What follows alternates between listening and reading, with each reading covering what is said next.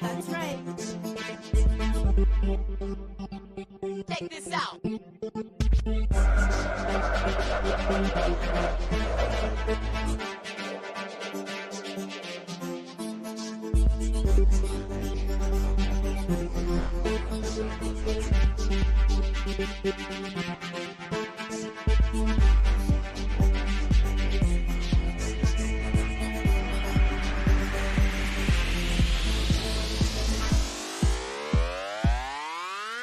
Go.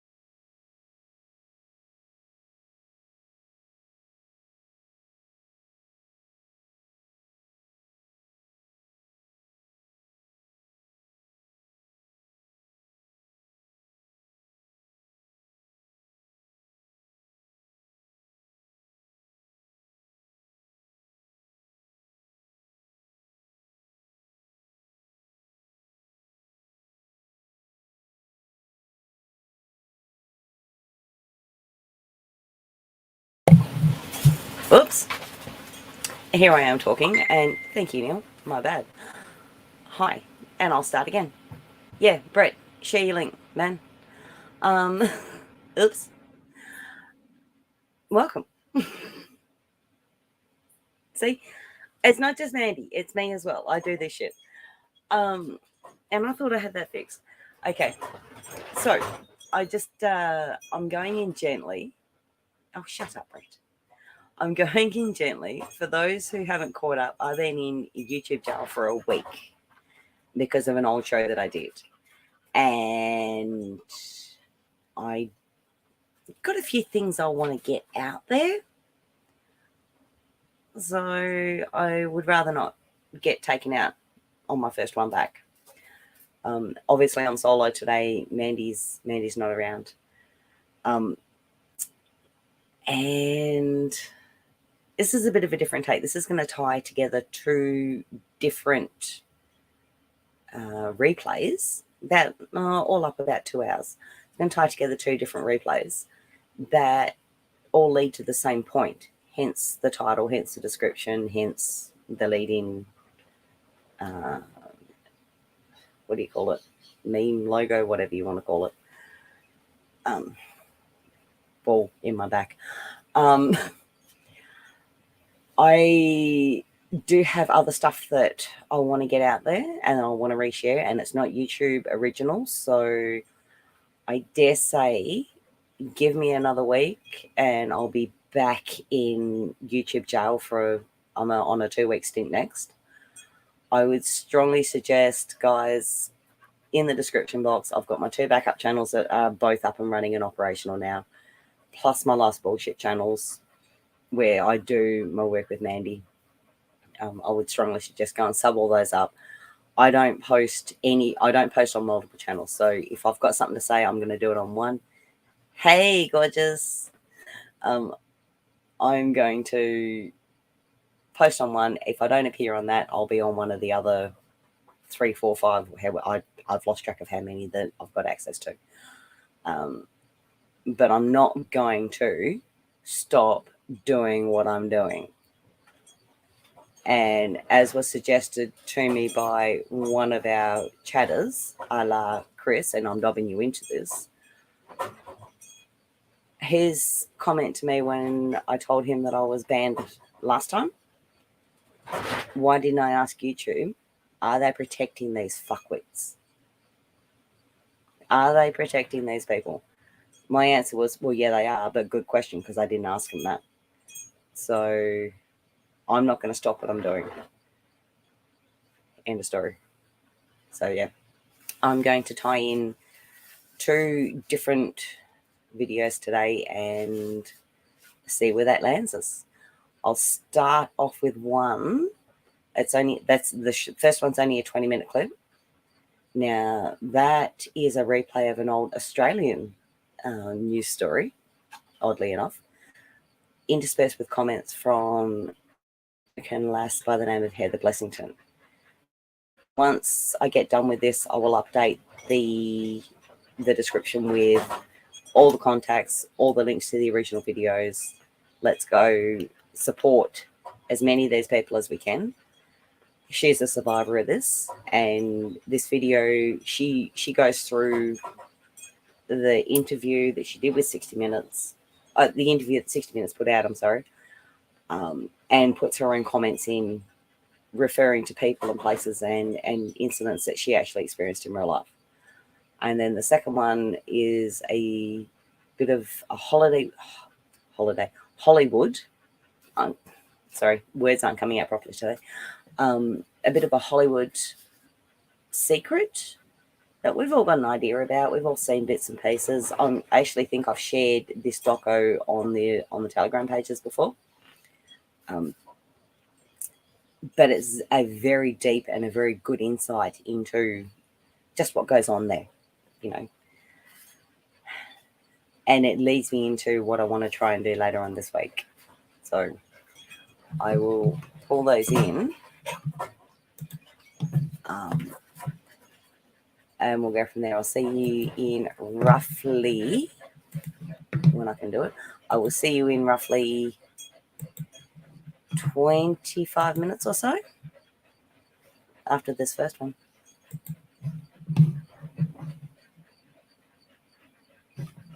Full screen that. Play. Interviewed for this documentary 30 years ago. Know what they're sending their girls into. It's a meat market. You are there for the purpose of somebody wanting to take you home to bed. And what happens if you say no? You don't work. Every week, dozens of young American girls walk off airplanes in Paris and Milan, certain that their faces will be the next to beam from the covers of the fashion magazines.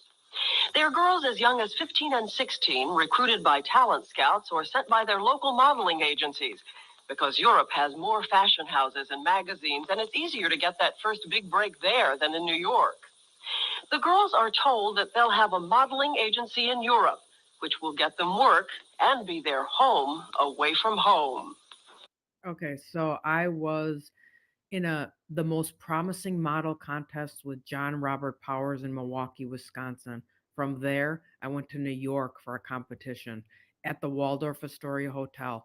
I walked the runway one time, and Monique Pollard, you'll see her in pictures with Cindy Crawford, Naomi, and all the gang, approached me and said she was Coral from Florida, a real nice little grandmotherly looking lady. Yeah. And then I met Douglas Ash, who was my handler in New York, the president of American Models, and he paraded me around New York City.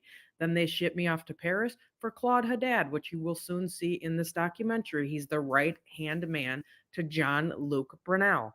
I was in Paris, I was in Milan. It was freaking hell. I will continue. I'm going to do live streams today on my personal experiences. But again, they called me and interviewed me for this story. this aired and nothing freaking happened. They are girls like Sherry Bolts from Pompano Beach, Florida, a cheerleader who dropped out of high school and used her savings to buy a plane ticket to Europe when she was just 17. Her local modeling agency helped arrange it and still gets a percentage of her European income. And girls like Megan Douglas, who was a switchboard operator in Washington, D.C., when her photograph won her a spot in a modeling contest. And girls like Kimberly Barker of Nampa, Idaho, whose parents took out a loan to get the money to send her to Europe and to give her a shot at the big time. Though the odds are about 1,000 to 1 that a girl will end up a successful model. A model like Debbie Haggerty, who makes about $150,000 a year, and says the top models may do all right, but it's rough for all the others trying to break through. Nasty business, and I don't think these parents have any idea what they're sending their girls into. What the parents are told by those local modeling agencies and talent scouts is that their daughters have been signed up with European modeling agencies which will take care of everything and become the girls' family abroad. How many girls are on option for this? So it's something of a shock when the girls discover that a lot of those agencies routinely take as much as 3/4 of the girl's salary.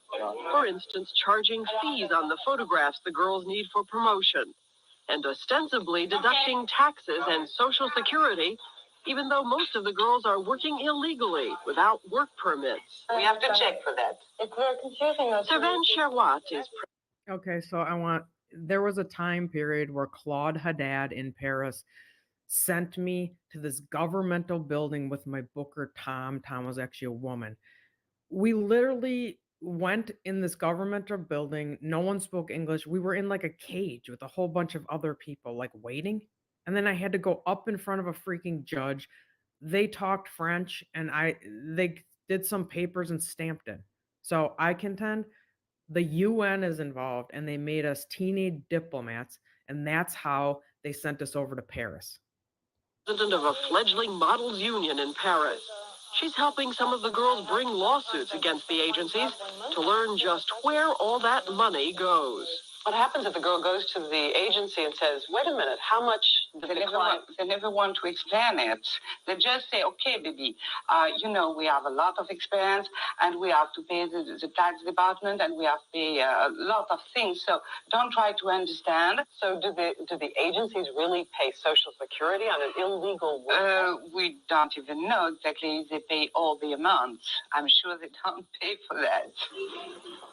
The modeling agencies also own apartments all around Paris, which they rent out to the new girls who come to town. So this is exactly how my Paris was. Mine was on Rue de Varennes, across from Musée Rodin, and also Napoleon's tomb. Okay, we all lived there. Claude's Adonis-like son, Pascal, lived upstairs where they'd have freaking orgies and do drugs. Okay, I walked in on an orgy one time to just go get the freaking vacuum cleaner. This was my life. Okay, insanity.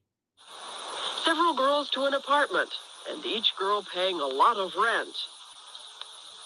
I lived in an apartment that was by no means nice. There was 4 girls living there at the time. We did have our own rooms, but the rooms were like the size of boxes. Courtney Powell is from Stoneboro, Pennsylvania. And how much was the rent? $900 a month.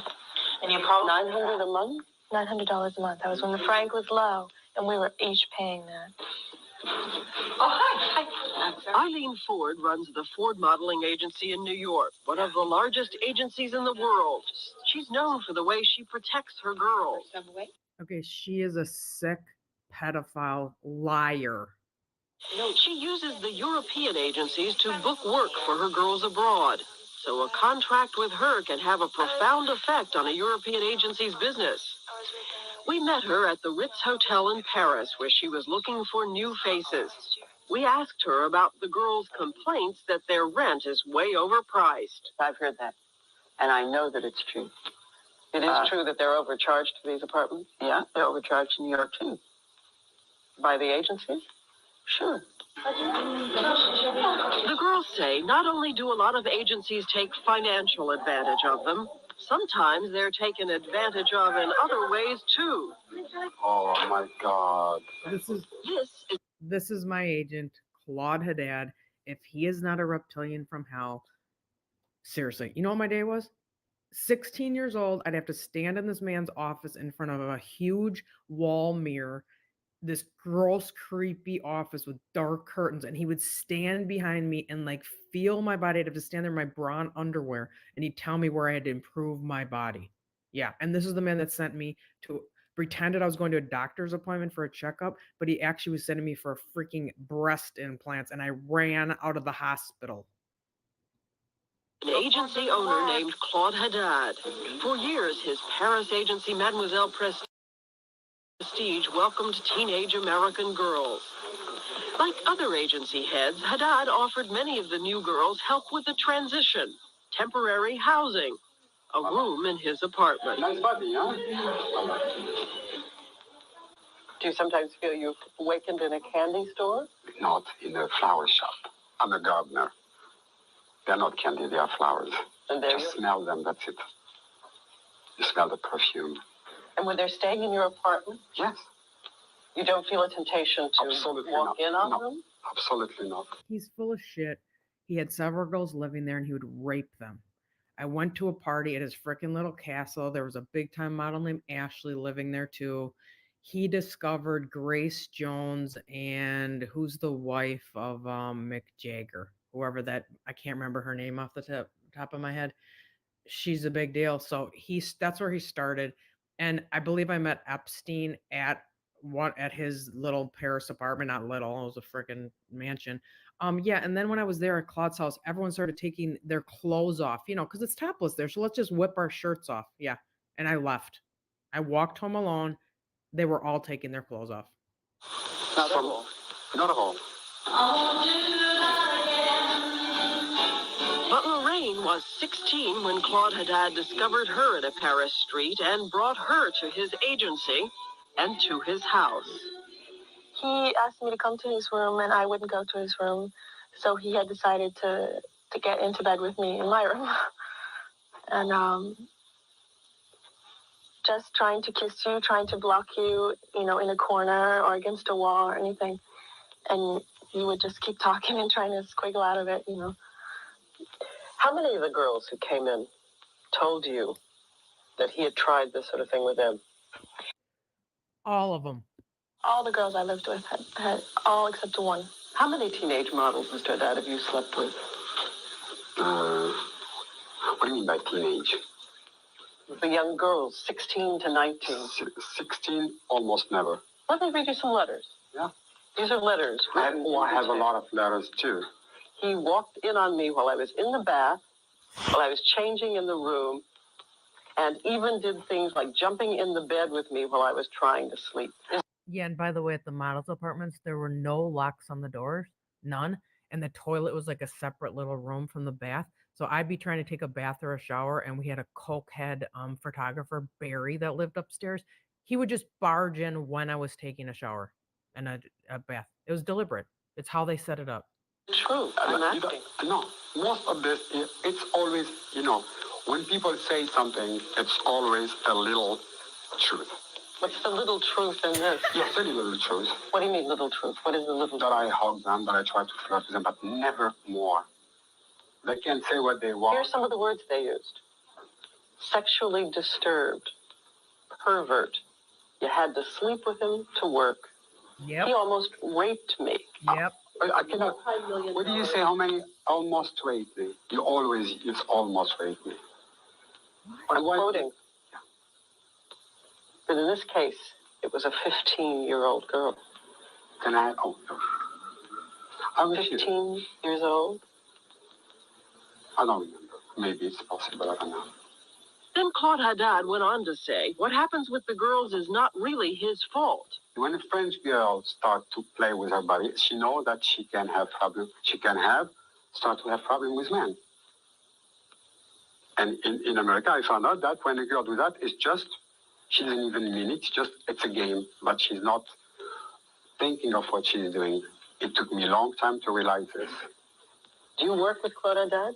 No, sir. No more. Liar. Wouldn't send your girls to him. No, ma'am. Oh, you're He full of knows why. shit. Why? Because I didn't think he behaved properly with some of them. I know he didn't. What did he do? Did you behave properly, ma'am? Did you behave properly? Fucking pervert. No, and I know what he did. I have letters from girls telling you what he did. To me, it's just so reprehensible. Just so appalling. That some old sleazebag would come along and touch a girl. But one man Eileen Ford does associate with in Paris is this man, the head of Karen Models, one of the largest. Okay, let's get this straight. Eileen Ford knows exactly what's going on there. It's such, look, see how fake they are and liars? Jean-Luc Brunel and Claude Haddad are freaking partners. They're business partners. Most prestigious agencies in the country. His name is Jean-Luc Brunel. The girls told us Brunel is very careful about the models who are under the protection of Eileen Ford. But Courtney and Sherry, who are not Ford models, told us about the dinners he invites his other girls to attend with his male friends. It's a meat market. You are there for the purpose of somebody wanting to take you home to bed. He is acting as a matchmaker. He's got the agency. He's got the girls. His friends say, oh, Jean-Luc, I'd like to meet some girls, or we're having a party tonight. Can you bring some girls? And what happens if you say no? You don't work. Exactly. And they're all princes from faraway lands, Lebanon, Iraq, Italy, freaking you name it. They rolled in every prince of the world, and they made money off freaking trying to just date us and matchmaker us. That's it. So you've actually known, be very careful on this, you actually have known that he has made someone pay a professional penalty for saying no. I know. I paid a penalty for saying no. We all did. I was personally proposed to by himself, Jean-Luc, and I said, no way. I laughed in his face, and I had no more appointments, and I never worked. What about the fact that people say when you come over here, you've come over knowing what you're getting into? Everyone knows. How can you know what you're getting into? How can you know what you're getting into? This is like a foreign country, you know? I mean, I'm from Florida, little city, Pompano Beach, you know? I mean, come on. How am I going to know what goes on in Paris, you know, or Milan? I mean, I don't even speak the language. I don't know anyone, you know? I'm in a new environment, you know? I don't know anyone. I have to trust the people that I come over here with. I mean, I'm naive. I'm young. A lot of these bigwigs at the agencies literally have a scale where in this you have your career, and in this hand they have what they want. And your career can go up if they get what they want. If they don't get it, your career goes down. Many girls ever come to you and tell you that Jean-Luc invites them to parties where he has male friends, and it's clear what the arrangement is when you get there, and that you are expected to be the friend of his male friends. Look at her. I don't believe that. I mean, I believe they said it, but you don't believe it's true? I find it hard to believe it's true. Oh my God. We've been told heard. Oh, I'm sure you have. You wouldn't be asking me if you weren't told that was true. But I like to think that our girls are not treated that way. And I like to think that were that true, I would know it because I've broken off more than one association here in my life. And you'd break it off immediately if it were true. I would.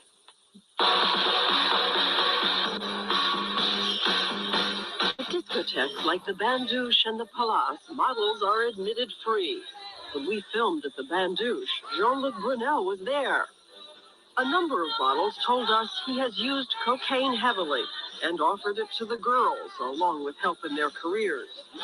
Many of the girls who spoke with us said openly that they had been regular cocaine users, but some warned that there were things that went beyond cocaine. This one asked to be photographed and By the way, the queens of the dance club, Paulina Poroskova with Rick Ocasek. So Paulina, you whining about not having Rick's money, nobody gives a shit. So you first met Jean-Luc Brunel in a nightclub when he offered you drugs, cocaine. And Jean-Luc, did he use drugs? Oh, yes. You say, oh, yes, a lot? Well, that's why I used to like to see him, because he'd always give me a little vial of cocaine and say, you know, go have a good time in the bathroom. That was more or less, he did that with all the girls. Yep, pretty much they all did. I never did a drug. I never drank because I knew if I did anything, these monsters would rape me. This girl told us a few years ago she went to Jean-Luc's house with a few of his friends. She said a powerful hallucinogenic drug was slipped into her drink, and that Jean-Luc kept urging her to go in and take a bath. I started hallucinating, and at first, you know, I was very confusing because it was very scary, because if you don't know that you've been drugged and all of a sudden you start hallucinating, that's very scary. She said she managed to get out of the house, but stayed disoriented for 24 hours. But this ex-model says several years ago she went to Jean-Luc's house and didn't get away. She asked to have her voice and face disguised. He gave you a drink? Yes. You drank it, and then what? I blacked out. I don't remember anything after that. The next thing you remember was being in this man's bed. Who was he? Do I have to say the name? It was Jean-Luc from Karen's modeling agency. You were raped? Yes, I do know that. You're sure? Yes, I'm positive. I know. You think everybody knows this about Jean-Luc Brunel? Oh, yes. A lot of people know that. A lot of people. They continue to deal with him. Everyone continues to deal with it. I don't know why. We played a tape of the second girl's. You see how this strategy is just like Project Veritas? State the obvious, drag it out, excuse me, and then ultimately, like these people, they did nothing. Again, 30 years old this shit is. 30 years! Story of drugs and rape to Eileen Ford. I don't know what to tell you. That's horrible. And this is the first time you've ever heard one of these stories. Absolutely. Because we have talked to 5 other girls who say that they have had drugs put in their drinks by Jean-Luc or Jean-Luc's friends. I hope you're wrong. And for his sake, I hope you're wrong. Eileen Ford says she's sure Jean-Luc has used drugs, and she even warned him about it. I have certainly asked him never to have drugs around in front of my models. That's all you've ever said to him? Well, that's a pretty fair warning. But were you ever told about this and ever raised it with him? The drugs? You mean being doped up and put to bed? Getting girls drugged up and into bed with him or his friends? No. Have girls ever come back and complained to you that he took them to parties with people who dealt in drugs? No. So here they are, the fresh new faces from Omaha and Washington and Pompano Beach and Wichita. Every girl hoping for a lightning bolt that will transform an ordinary teenager into a superstar. While not far away, the wiser and older girls of 19 and 20 say someone has to warn them what may lie ahead. I can't really see any solution to the problem that's in Paris at this moment, because I think there'll always be people who are sending their girls over thinking, well, she's different. Every mother believes that her daughter is different. And it's sad. I think it really is sad when she could have been going to her junior prom. She was hanging out at the bandouche with a bunch of playboys, shoving cocaine up her nose. But to be honest with you, I wanted to go. And I saw this as an opportunity. And I still see it as an opportunity. I know I was meant there to be a watcher. For me personally, my parents didn't have any idea. My parents loved me at the time, and they had good intentions. But now they don't. And so, Mom and Dad, I don't understand. I don't know how you thought this day would never come. For the past 2 years, I've lived hunted and on the run, and you allowed me to sink as low as to living in the woods by myself with nothing. And I'll never understand it. And I'll never be able to express to you the depths of confusion and heartache that I feel. And all I want is my kids back. I don't care about any of this. It's not that hard to do the right thing, is it? I love you, Sid and Grace.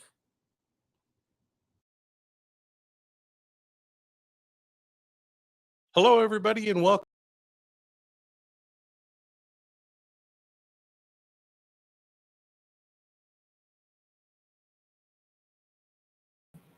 All right. Sorry about that. My point in showing that is I'm a 70s kid, right? So my younger years were spent in the 80s, 90s. And I remember seeing all the Paris modeling shows and the big designers come out with their collections and thinking, looking at the people who were doing the work and in the magazines and on the TV all the way through and thinking, they don't look happy. They don't look healthy. They are emancipated. They're not portraying real people. Now, I also recall a lot of other people agreeing with that construct. But then you get these companies coming out and saying that's what they want. That's what is required to be in the modeling world. You have to be stone-faced. You have to be thin. You have to be out of proportion. You have to be controlled. So it was given out to the wider public as something that was desirable. And let's be honest, we've all seen it happen over the years. We've seen what's portrayed as ideal in all the magazines and in all the content that everybody watches, TV, like everything that's shoved in your face, basically. I don't need to repeat myself. That you don't want to be fat, you don't want to be happy, you want to be shut up, it does. You need to be compliant. You need to go with the norm that they're giving you. You don't want to break from that. And it's drummed into you. And I'm not going to say don't get me into it, but I'm going to do something on the indoctrination of our schooling system at some point if I have a profile alive at the point. Now, tied into that is the Hollywood thing. We're all brought up on movies. Anybody can be an actor. Anybody. Hell, I fell for it as a teenager. And my parents didn't know any better. And, oh, good lordy. We've all fallen into it because we've been seduced into it. And anybody who's here from Brett's channel would have heard me a couple of days ago saying exactly that. We've been seduced into it. It's easy living, short and simple. And my thoughts go in 3,000 different miles, and it's all way too much to try and put into one single video. My next one is a video called An Open Secret. Now, like I said earlier, I've shared this out on the Telegram and the social pages. I want to play this. It's an hour and 20 minutes long. I won't interrupt it, but the point behind the title of today and the reason for today is by buying into this as consumers on the ground, we are all complicit. And that is my point. We need people out there. No, I'm not saying that you guys watching now are. I have made a conscious effort to not be. I'm not saying that I'm perfect, because in the past, yes, I have done. We all have done. We didn't know any better. Once we're aware is when the difference happens. So my point behind doing today is to give you guys a not a big video, not a short video, but a couple of hours that hopefully you can feel confident to share with the other people in your lives who haven't seen this, aren't aware of it, might have had the little inkling in the back of their heads, maybe not, but just need the in your face, here's what goes on, to help them to see by buying these brands, by supporting these people, by watching these movies, spending our money, because that's what it all comes down to, is the almighty, useless, worthless dollar. I don't care what country you live in, the almighty, useless dollar. We are supporting these people. And that's where our power as people on the ground, as real people, I'm as real as everybody else. Do you want me to pinch? I'm as real as everybody else here. That's where our power lies. If we stop supporting through funding, funneling our dollars through, and that includes watching the adverts and consuming the adverts, that goes to any support of a brand that is involved in this. That's my point in getting this out there. You know, we can't all change our lives overnight on a dime. Hell, that's impossible. But if we are conscious of it and we make conscious choices, we will make a difference, is my point. Hopefully before it all implodes on top of us. So, I don't know. Hopefully. I try to make it digestible, I guess is the word. All right. So I'm just going to tee up the second one, which is based on the Hollywood and the film industry, and see how we go from there. Okay, why is that down there? No, wrong. Absolutely wrong. Totally wrong. Okay, and after all that, I somehow have managed to close out the other video I had lined up, so you'll have to bear with me for just a second. Sorry, guys.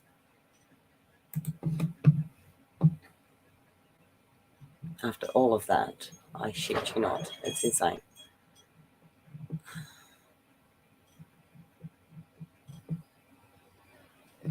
Right, here we go. Open in a new tab. You back to here. Pausing. All right.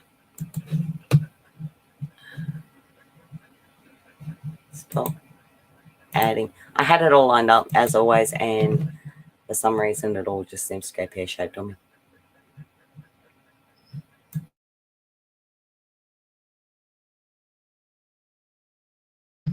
Here we go.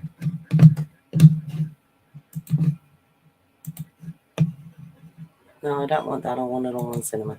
Thank you.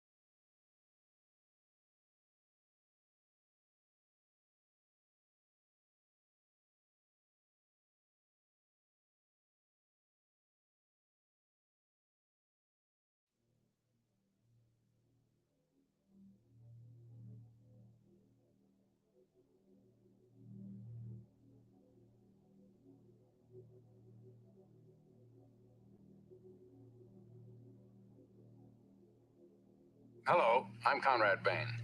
Tonight on Different Strokes, we're starting a special two-part show on a very sensitive and important subject. Now, we urge families, children, and parents alike to watch both of these informative episodes and then to discuss the problem presented, which is of deep concern to all of us.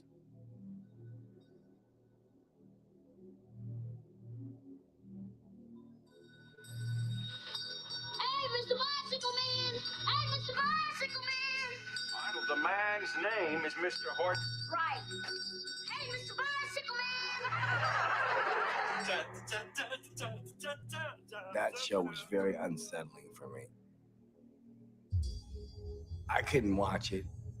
I didn't want to be around it. I asked him, don't write me in. Please write me out of most of this. Give me a bite, please. Please. Don't just stand there. Help me grovel. Well, Daddy, I guess he could keep his bike downstairs in the garage. Yeah, Dad, and there's plenty of safe places to ride in the park. And as far as tradespeople go, I mean, they're everywhere. We've got one living in our apartment. It was unsettling because I had myself gone through that. And watching it happening on the show, it was like reliving that all over again. I was reliving that whole thing all over again. Maybe we better not let your dad know about the bike. In fact, maybe it would be best if you didn't even mention, that you came back here and I gave you all this ice cream before dinner. Why don't we just make it our little secret? You know something, Mr. Horton? You're sneaky. Sneaky? Yeah, I'm getting a whole new respect for sneaky. This is what happened in my life. And they didn't know about it. You know something, Arnold? I really like you. I really like you. You and I are going to have a lot of good times together.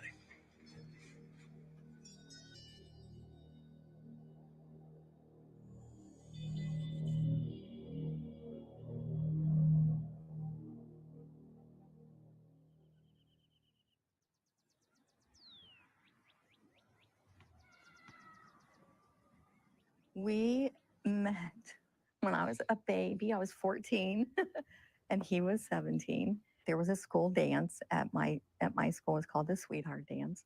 And Fred called me and we were talking on the phone and all of a sudden he goes, Jan, I said, yeah. Will you go to the Sweetheart Dance with me? And he threw the phone down. I hate rejection. Can't. So when he got back on the phone, I'm like, well, yeah, I'll go. Though it hurts to go away, it's impossible to stay. But there's one thing I must say. Dated all through high school, and I ended up going into service. And I asked her to marry me before I went into service. When I came home for good, she had a big oak tree in her front yard, her mom's front yard. Yeah. And I come down the street, and there's a big yellow ribbon with a big bow on it tied around the tree. So. Kisses for me, say all your kisses for me. Bye-bye, baby, bye-bye.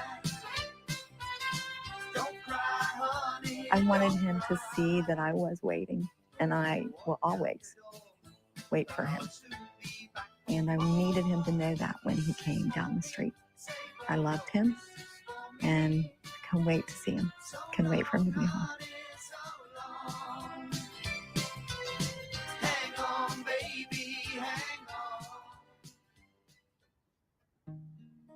Freddie was born on Easter Sunday. Brought him home in a little bunny suit with ears. And then Mark came along 3 years later. We had a great time with our kids when they were growing up. They had sports. Freddie played soccer and baseball. Mark played soccer, baseball, and football. And we had a boat. And we went camping and fishing. And we'd stay up and watch movies. And then you could get tired and you'd fall asleep. Well, I'd end up putting hair paint in their hair and putting makeup on them and all kinds of stuff while they were sleeping. Yeah, they had fun. And we had a blast. Mark had a great time as a kid through school. Very well liked. Had a lot of friends. Wake up in the morning, have 5, 7, 8 guys down there, that decided to drop by and spend the night. So raid the refrigerator. He had one girlfriend all the way through high school, and that he loved very much. And he just was real popular and fun, and he loved high school. I don't know what prompted him to think about modeling, but when he was really young. He was in his early teens when he first started talking about that. Yeah. He wanted me to take him to a modeling agency here in Cincinnati. We just have to tell him we just can't afford that. So he was not happy. I mean, he was disappointed. But he was okay. But I think it was a dream of his from the time he was that old, 12, 13, 14 years old. So when he got an opportunity, I couldn't say no. Graduated high school and left for California.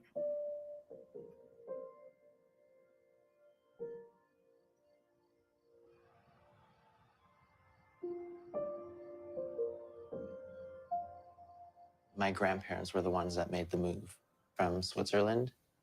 They took out a map and then they kind of like pointed like wherever they wanted to go. My grandmother made my grandpa actually do it, and he told me he kind of purposely moved to LA because he wanted to like see all the celebrities and stars and what people think they can see down here. I think every little kid is, dreams about being famous and being in movies and, stuff like that. I mean, a lot of my heroes were actors. Johnny Depp was, the biggest at the time. I mean, and just everything that, he was able to do, the different personas that he was able to take on, that fascinated me. Everyone had always said, as growing up as a kid, oh, Mike should be in modeling, or Mike should be in acting, or it was great. So I got a good manager, and I booked tons and tons and tons, especially print. I mean, it was like I couldn't stop booking it. Yeah, he was thrilled. He was excited. We're from a Midwestern town, and that was really something new and something different. And Michael seemed to be thrilled with doing it. I had a good life growing up. Started doing operas and stuff like that with my grandmother at the Houston Grand Opera. I remember going out at the very end of the opera and holding a sword up in the air. And like everybody, it was the very end, like going up and holding a sword, and everybody stood up and clapped and started throwing flowers and everything. It was just, and the sound of it was just amazing. The sound of the crowd. And that's probably the happiest acting memory that I have, the happiest experience that I have. I started developing an interest in acting and started taking acting classes in Houston and got an agent. I don't know where you want to go. I don't know your venture. Look, this is California. This is where you make it. This is it. You know what I mean? This is where it all starts. People try to die and they try to get here. You know what I mean? You here, so wish you luck. Thank you very much. Just the love of movies and film, and I just kind of grew up with it ever since I was like 5 years old.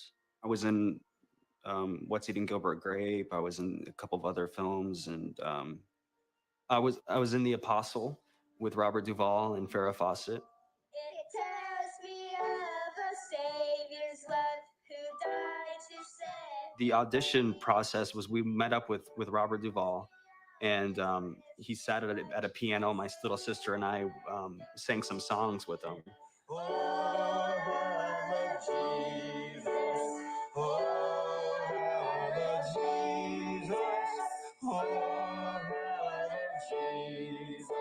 Because he first loved me. Let's give a big hand clap for Jesus.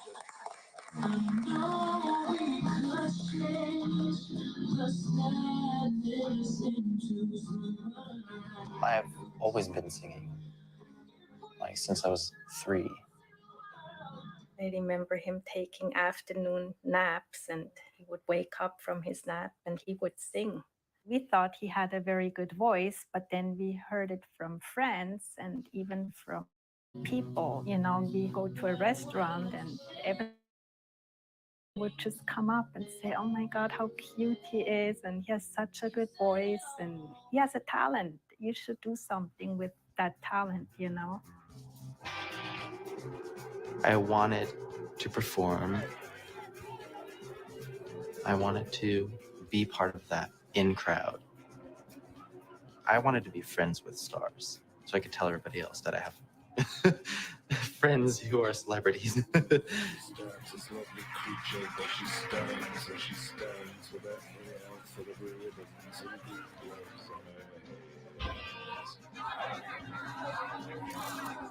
You're just attracted to, I guess, being the center of attention.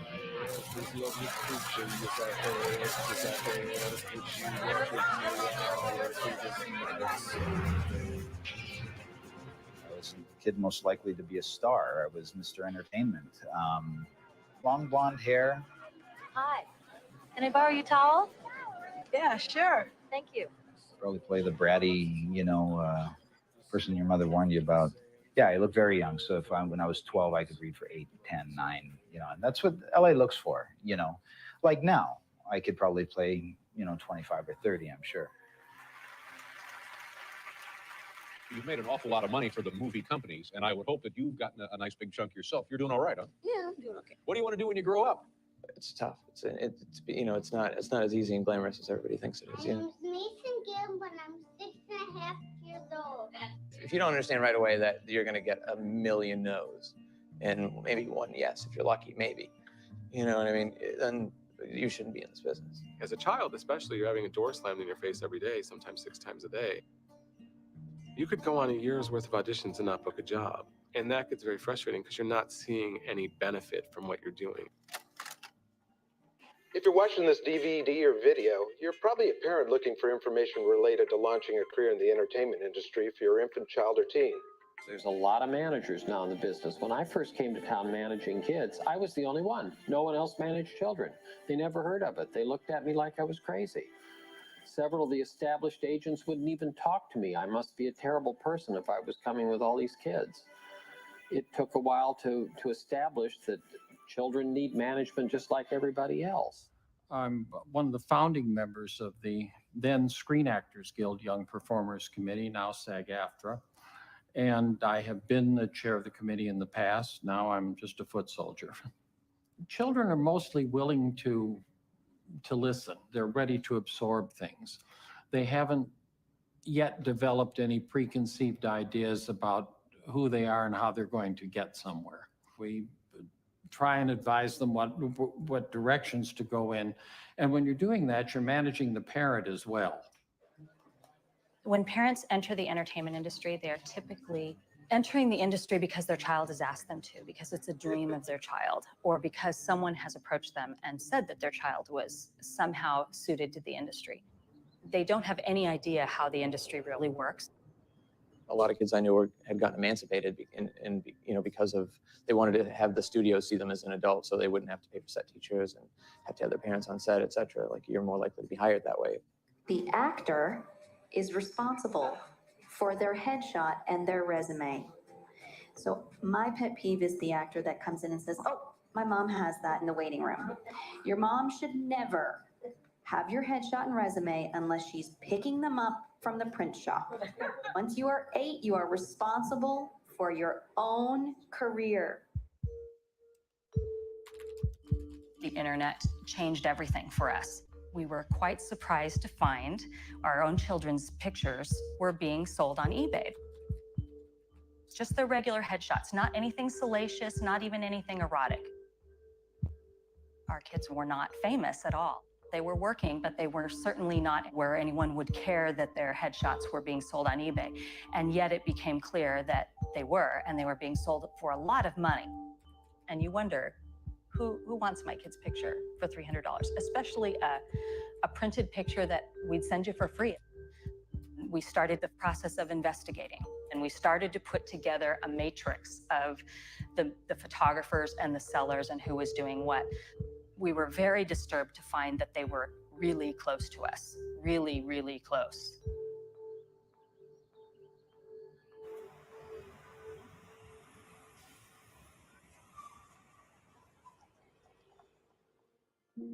My cousin Darian, he was working all the time. Like, he went to 50 auditions, like, in a span of 2 months or something.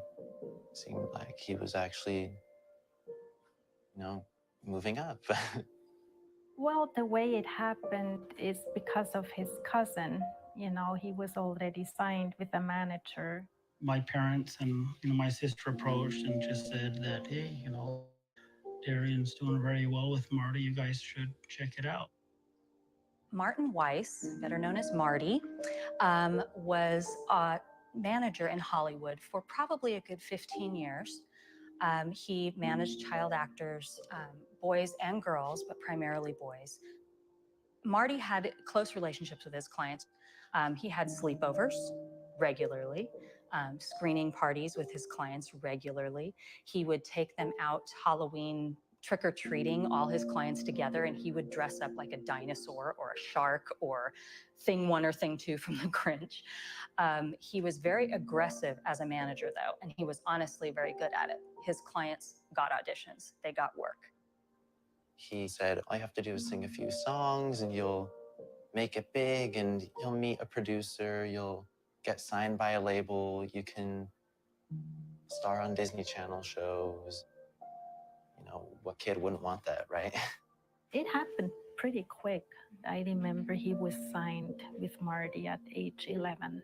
I didn't really think, quite honestly, at the time that much would come of it. Okay, our next performer began his singing career less than 1 year ago and already caught the eye and ear of several major names in the industry. I remember I did the Young Artist Awards. Well, he was excited. You know, he got dressed up and was a bit nervous. We did too. Yeah, I think maybe we were more nervous than he was. For us, it was extremely exciting, and we were really proud of Evan. And it also felt, at least I thought it felt right for Evan too. When he was up there singing, he was like a natural. Marty called me one day. He was like, Evan, I have a surprise. You got a Burger King commercial. Open season toys are now at Burger King. You can collect all 8 open season toys. There's one per kids meal. And you can have a smart treat like milk. Have it your way with open season at Burger King now. It was exciting because I'd never did a commercial and I landed a commercial. Great to see your kid on TV, you know, the first time. Hey, there's Evan. Right. So we were very proud. Marty really, you know, he did a lot for Evan. My parents dropped my brother and I off at my aunt's house, and then we met Marty, and then he picked my cousins and my brother and I up, and we went to play basketball at a park. And, you know, he was kind of cool. He was, you know, he would make jokes, and, you know, he was really immature, and we were all immature back then, and he'd crack sex jokes, and I thought nothing was wrong with it. My cousin and him, they seemed to be friends already, and they would, you know, there was no filter. They'd just say whatever they wanted. As we got to know him, he was, you know, he's a nice guy, and over the years, you know, he became more or less part of the family. You know, Marty would be there every weekend, and for every holiday, for every Christmas, every birthday. We were playing basketball, and he would make weird jokes like, "Oh, Evan, do you know what a job is?" And, you know, they made me feel like I didn't fit in because I didn't know some of these terms yet. I was 11. We came to find out that, you know, Marty didn't have a family, was alone and whatever, and he just kind of got, I don't know if the right word's adopted, but he just became part of the family. Later that night, he just, you know, he was like, why don't we just talk about music a little bit? I was in the passenger seat in the front. He just kept driving around, and we talked about kind of what I would sing, what artists I like. And Marty, all of a sudden, out of the blue, you know, he was like, did you ever see an old man's penis before? And I was like, whoa, that's kind of odd. And I didn't want to, you know, be disrespectful and just get out of the car. And, you know, what would I do? I was kind of in the middle of nowhere with this guy. I told him, no, I never saw an old man's penis before. And, you know, we got out and we were walking, we got to a park, and there was a tree, and he pushed me to the tree and was like, I'll show you what a job is.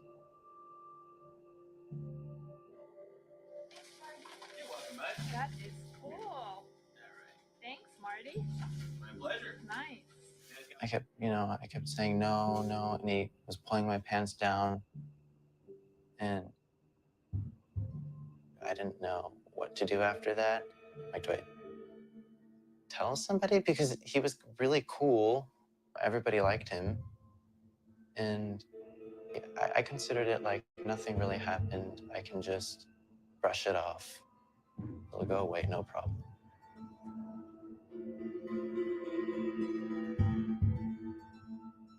Around November of 2011, I became aware of this issue of child abuse in Hollywood. You have young children who are aspiring actors. Because of these aspirations, they end up being somewhat easy targets. Some cases have parents who set aside normal cautions and allow their children access to adults when parents might normally be alarmed. Any actor is vulnerable in that position. Actors put themselves in the hands of coaches, agents, managers, publicists, and by and large trust them.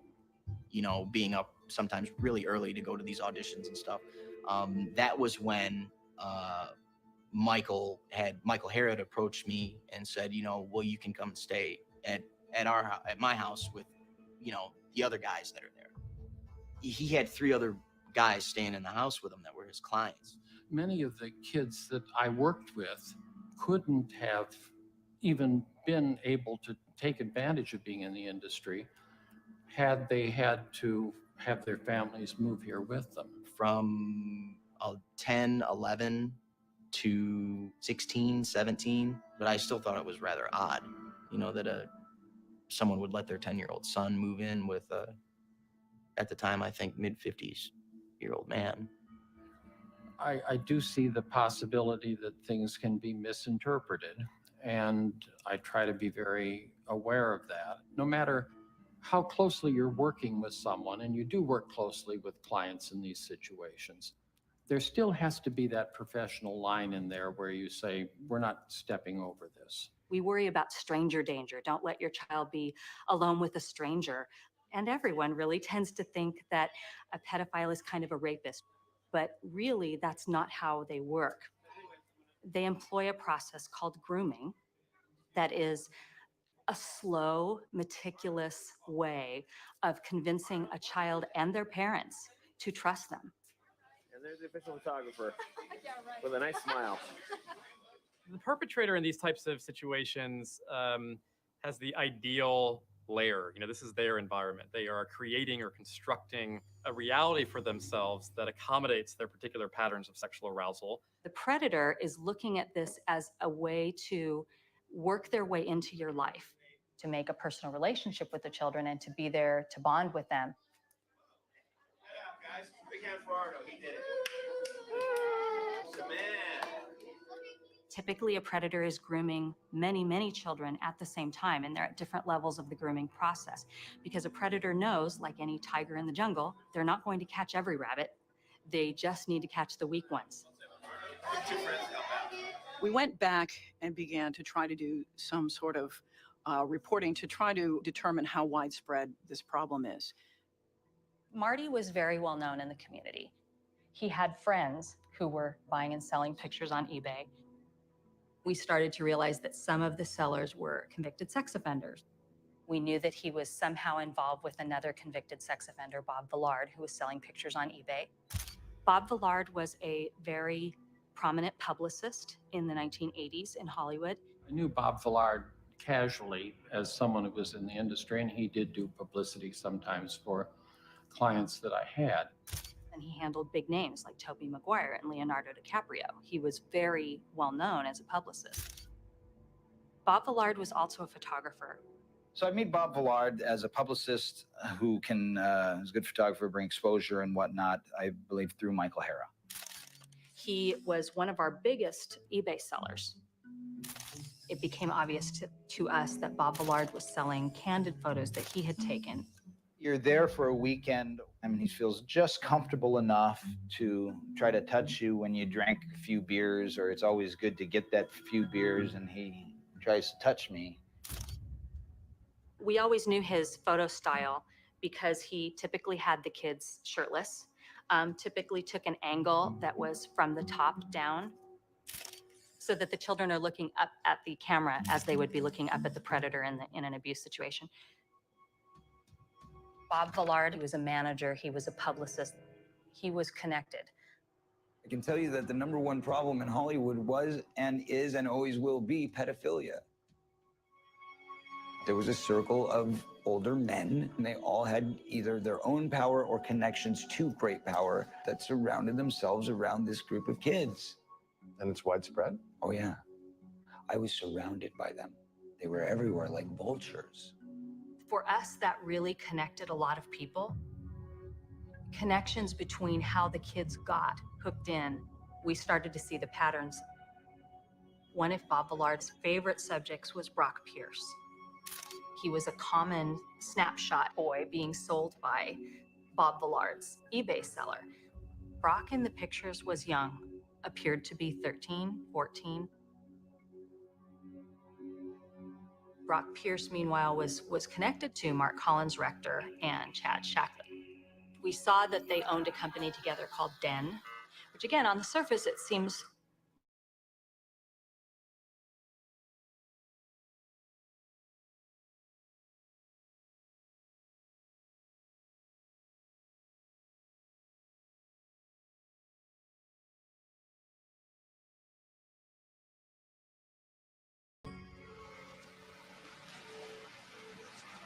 I was a New York City police detective, went to college and law school, became an investment banker, and then I backed into writing.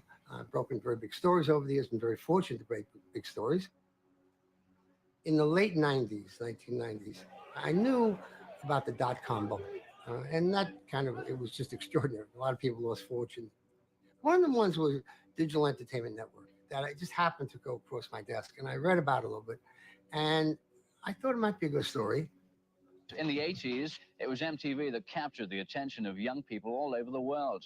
However, now that youngsters are turning to the internet, a company called Digital Entertainment Network thinks they've got a chance of becoming the next big thing. They've created television-like programming exclusively for the web.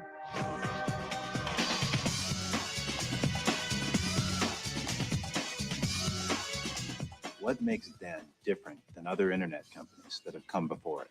It's a fusion of the marketing power of Madison Avenue with the technology of Silicon Valley and the entertainment of Hollywood. They were aiming their programming primarily for young people. So it was a whole new concept. The majority of young people today are not finding themselves reflected in television.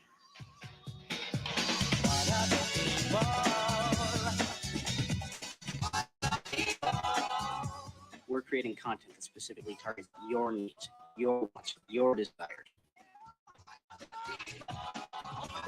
We're creating a new form of entertainment to serve the global youth audience.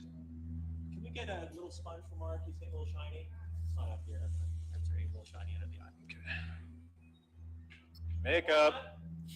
Mark Collins Rector, somehow on one of the early was Chad Shackley. You really should be on camera. I am on camera. Who at the time was maybe a 15-year-old kid, and Collins Rector was much older than that. Okay. Mark Collins Rector moves to be close to Chad Shackley, and then they start, for lack of a better word, dating. Eventually, Chad moves in with Mark Collins Rector. Chad and I had jointly developed Concentric Network Corporation, which was one of the very first internet service providers. And then they brought in Brock Pierce. Now, how Brock Pierce eventually landed there is anybody's guess. A friend of ours introduced us to Brock Pierce. And Brock, at the time, was producing his first independent feature. He'd been an actor for many years. And together, the three of us completed what was eventually to become Den. Everybody was just throwing money at these companies. David Geffen, I believe, put in $250,000. Brian Singer, he had $50,000. Michael Huffington put about $5 million into this. It must have been $150 million that was pumped into us. Now, 15 years ago, $150 million was still a pretty good piece of change. I need somebody to ask me a question so I can give you an answer. Is that Jay? Come here, Jay. Drill me on camera. He was flamboyant. I mean, everybody told me he was very theatrical, very dramatic. He had a very good way of getting his way. Think about this. He takes a 15-year-old kid from his parents, to move in with him. That's Chad. Most of us would be afraid to, even if we did, whether it was male or female, you'd be terrified to even ask that question for fear that they're going to come and take you away in handcuffs. Surely you have something out of all this bullshit you can cut 5 seconds out of to get from me, right? Yes. All right. Yes. They had a great idea. Their idea was to make their own films and put it on the internet. Well, lo and behold, that's what Netflix is doing now. Of course, it's 15 years later. The problem was the internet or computers did not have the capability for that. But meanwhile, they were paying people money and filming as though it were a major studio. I was called to go out for an audition for the show, Royal Standard. I am 14 years old, and I started acting when I was about 5 years old. I enjoyed a lot, so it's a fun thing. So we went over to Din, and I had the audition there, and I met him, met Mark Collins, director, and I met some of the other people there. Everybody seemed impressed, and oh, yeah, this is the guy for the part, the kid for the part, and yeah, that had never happened before. Just getting hired on the spot like that. I thought he was nice. Thought he was a nice guy.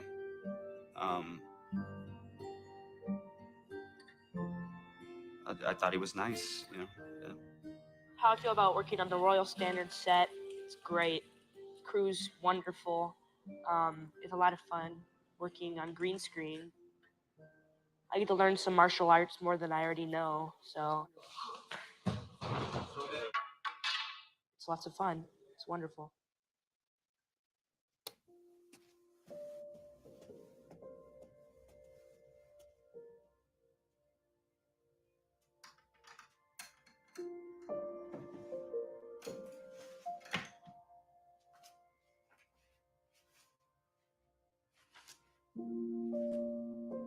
We're in the basement of my house. This was where Mark basically lived for a couple of years. But he spent most of his time down here. He was kind of like a hermit down here. This is where he hid out.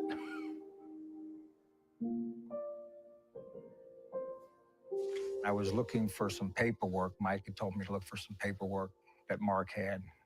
Mark had a copy and Mike had a copy. Came down here and I found these documents. I found Mark's deposition. Mark states, I met Michael Egan in '99 when I moved to Los Angeles. He called us and told us that he was working for a company called Den. I know he was really happy about that. It was a big step for him. Mike was with him at the time. I had already met Mark Collins' rector, Chad Shackley, and Brock Pierce at a graduation that we had for our private school. There were only a few people in my grade. Scott Shackley was Chad's little brother. So I was introduced to them, and then they gave me a job as an actor at Den in a TV show. Was that good? My favorite hobbies? Ooh. One of the first shows they produced was Chad's World. It was about a young boy who comes to live with this older man.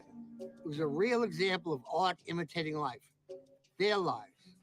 Welcome to your new world, Chad. Jeez, you guys fixed it all up for me. In fact, they even filmed Chad's World at their house, the M&C Mansion.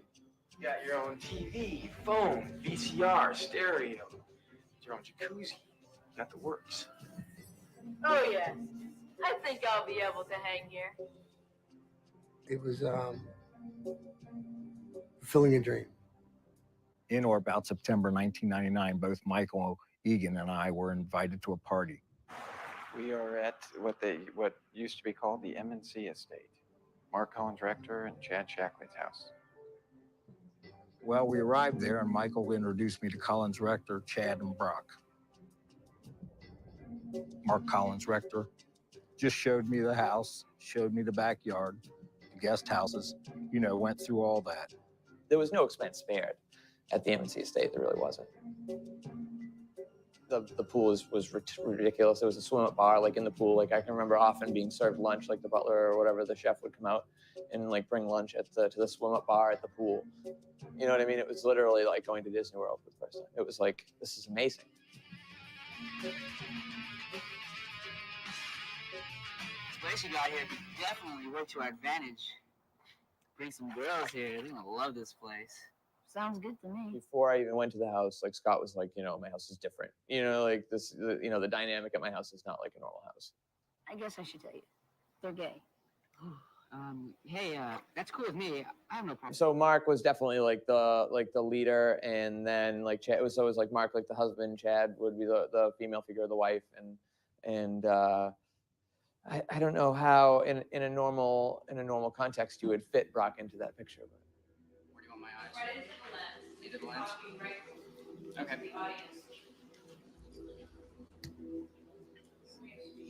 If I was over late at night, you'd see like they'd have people over getting into a hot tub with Chad or Brock or Mark or all three of them at one time, getting in where he was naked and all of them were naked, getting in the hot tub, and you'd start to see these different little things happen. I'd be like, what the hell is going on?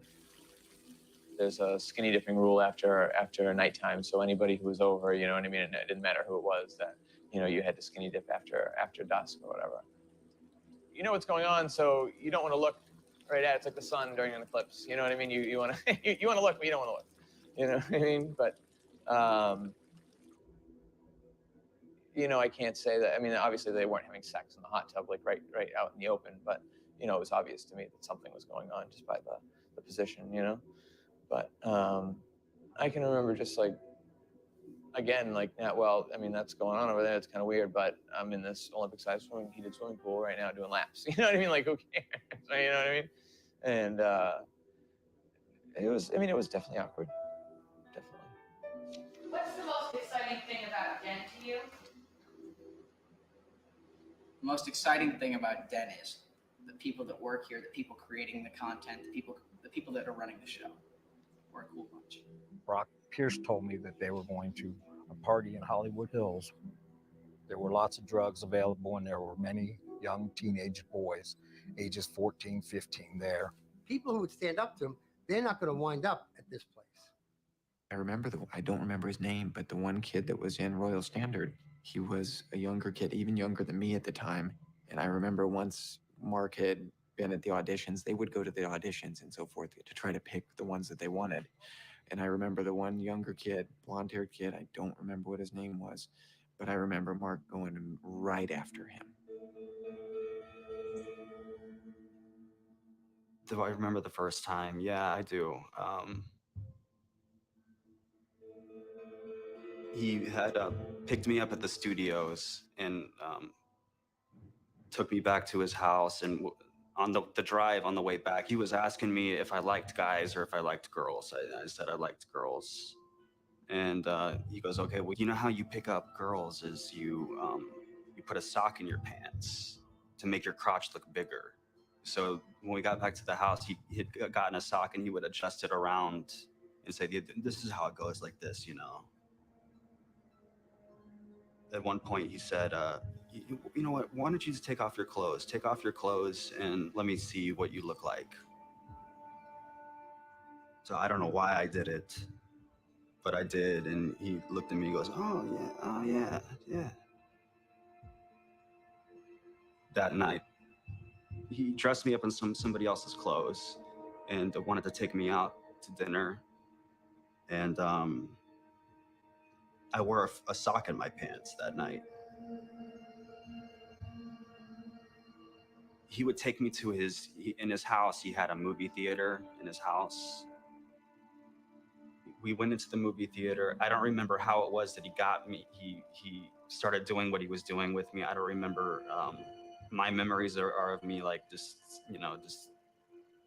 sitting in there and, being scared at first. We would sit in there and watch something, and then he would talk to me while he was doing it and say, this is nothing to worry about, don't be scared, it's completely normal. I remember being scared, And I remember him saying, come on, think about a girl that you really like. Think about a girl that you really like.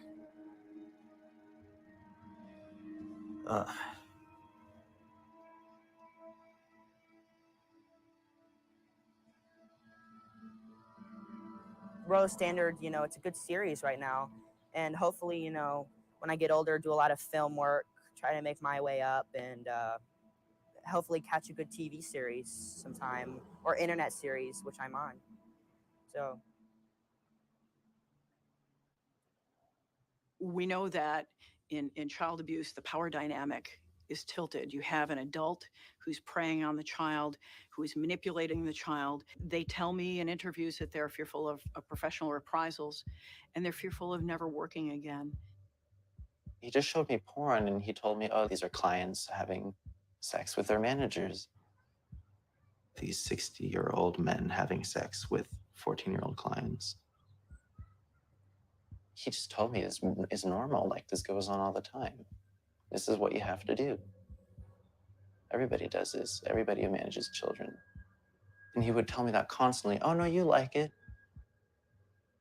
And at some points, I believed him.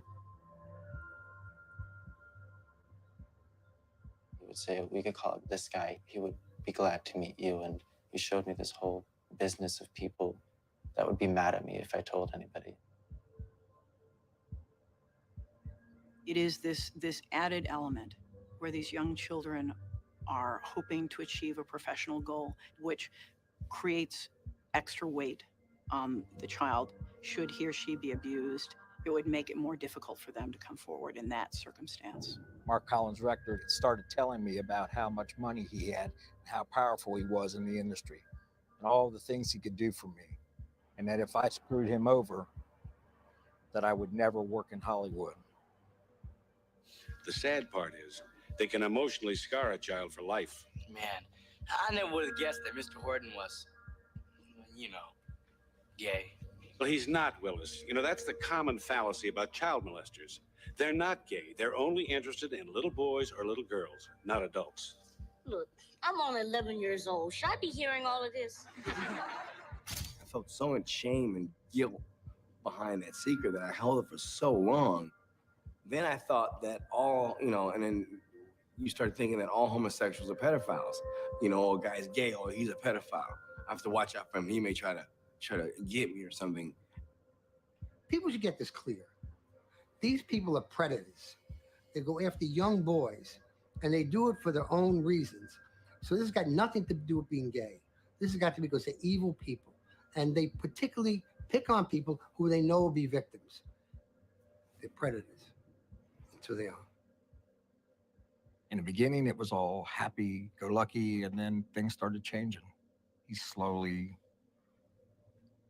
became different on the phone. That's how it came across to me. Something's wrong. Something's not going right, because I can tell when he's not 100% Mark. Suddenly, he's not so happy. And suddenly he wants to come home. I never knew what that was about. Hi. Hi, honey. How are you? All right, shall we go in? Your buddy's here. Is that? Very excited. So have you been to this house before? Yeah. Isn't this awesome? Never been to a party here, though. Never been Have to you? a party? Yes. Some good ones? Several. Like, how crazy do they get? They would have big parties very often. That's what the neighbors were complaining about, that they'd have all these cars blocking the sidewalk. They would have valet service all set up out here, and this street would be lined with vehicles. Everyone was promoted to drink. I never had one drink ever before in my life until I was at that MNC estate. I don't ever recall ever drinking. I mean, 14 years old, it wasn't the top of my list. There was an after party. Michael Egan, Brock Pierce, Chad Shackley, and Mark Collins Rector were present. Drugs were made available to us, including Quaaludes, Valium, Somas, Vicodin, Demerol, marijuana, ecstasy, and more. Brock Pierce and Mark Collins Rector tried to push me into taking these drugs. I refused. They then offered me cocktails, which I accepted. I believe that they laced my cocktail with ecstasy. If you were staying at the mansion overnight, you had to go into the hot tub naked during their parties. And the parties were not just for the young boys and for their amusement, it was also a way to entice investors. And they got a lot of investors who would jump into the hot tub with these boys. Some of the ones that have certainly been out there are Bryan Singer. Bryan Singer liked one young boy so much, they wrote a part for him in Bryan Singer's film, X-Men. I mean, it was written just for him. He was in the hot tub. I was feeling very lightheaded, dizzy, and confused. Collins Rexter then told me I could go to sleep in his bed, but that if I went into his bed, I would have to strip naked. Collins Rector then turned from being concerned and compassionate to forceful and threatening. I told him that I would not go to bed with him, to which he responded, "Well then, just don't worry about going into work tomorrow morning." I went to sit on the couch. At some point, I passed out. When I awoke, I found myself in Mark's bed and completely naked with my clothes on the floor. Collins Rector was in the bed and he was naked as well, with his arm around me. I am not sure of all the things that were done to me. However, I know that Collins Rector drugged me and abused me. I immediately got out of bed, got dressed, went downstairs. I found Michael Egan sleeping on the couch and woke him, telling him I wanted to get out of this place.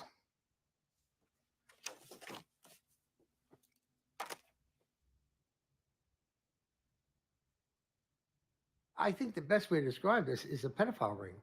That's what it was. Did all the investors know what was going on? Probably not. Did a lot of them suspect? Sure. Hello, I'm Bryan Singer, and you're watching Rollywood at www.den.net. Bryan Singer is a very prominent director in Hollywood. He's done some pretty major movies, The Usual Suspects, X-Men, X2. So there's been quite a lot of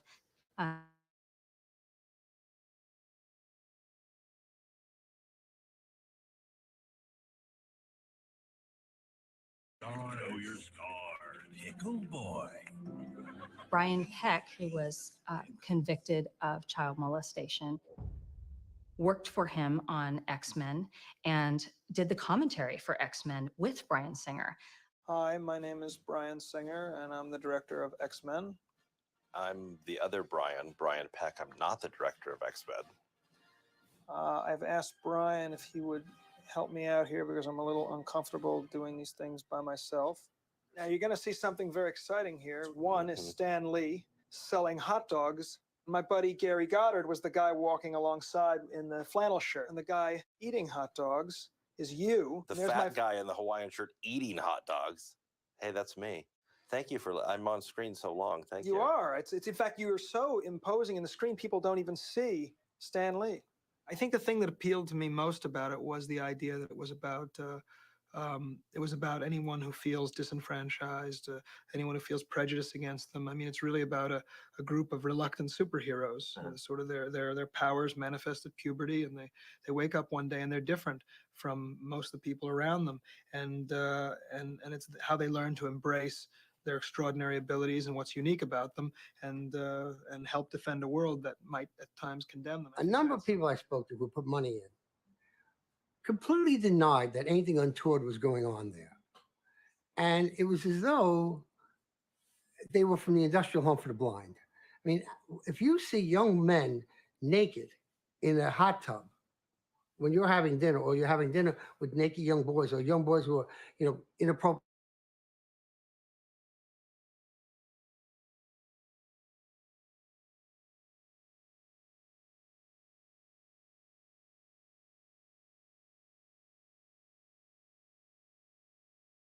in place to protect anybody.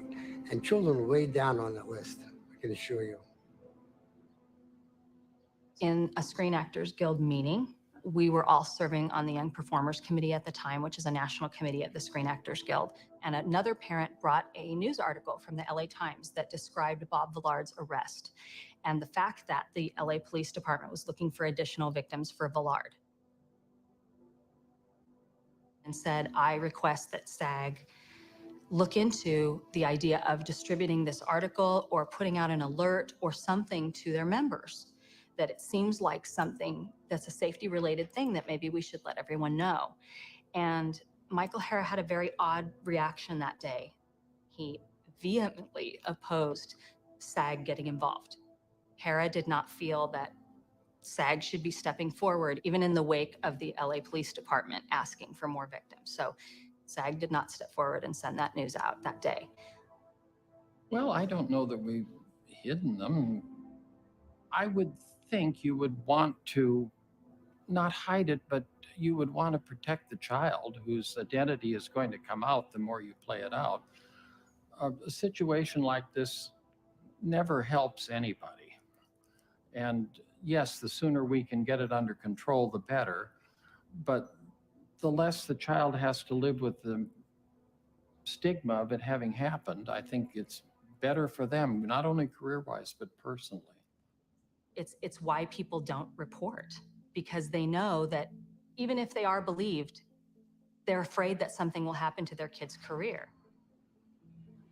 There are people who don't want this out. The studios work to make sure this isn't very public. Brian Peck moved to Nickelodeon and coached on almost all their shows, really. It was one of those shows where he befriended a pretty major child actor. That child was abused by Brian Peck. He came forward and filed criminal charges against Brian Peck. And Brian Peck almost immediately pled guilty. Clearly, he didn't want an investigation to continue, or clearly the studio didn't want an investigation to continue. The victim has chosen to remain anonymous all along in order to continue to work. It's unheard of that a child would be able to step forward at the time of their abuse when they're still a minor and continue to work afterward. I can't think of a single example where that's happened. So a kid that wants to speak out and say what happened to them beyond their family would truly have to give up their career. It's very sad that that's the case, but it's a reality. That's the worst part of it all, is that he's still working on kids' shows and he's still here and he's been convicted. It's not somebody that we have rumors about or that we've had complaints about. There's actual convictions and he's still here. I feel confident in saying all of the convicted predators that I have been familiar with had many more victims than the one that was convicting. We're absolutely talking about the tip of an iceberg. I'm not sure that we'll ever see the whole iceberg because I think there's so many factors pushing that iceberg down into the water.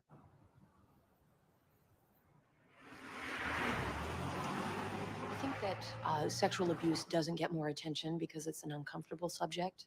We don't want to talk about it. It's ugly. It reveals things about our culture that we don't want to know. But by not discussing it, then we don't identify it as big a problem as it is. A lot of child molesters will, they'll have this defense or this argument that it wasn't hurtful or wasn't harmful. The child enjoyed it. Many of them actually use that type of language. Now, the problem with this is that so many kids grow up to interpret that experience of manipulation and exploitation and abuse by a trusted authority figure, and then this psychological time bomb occurs.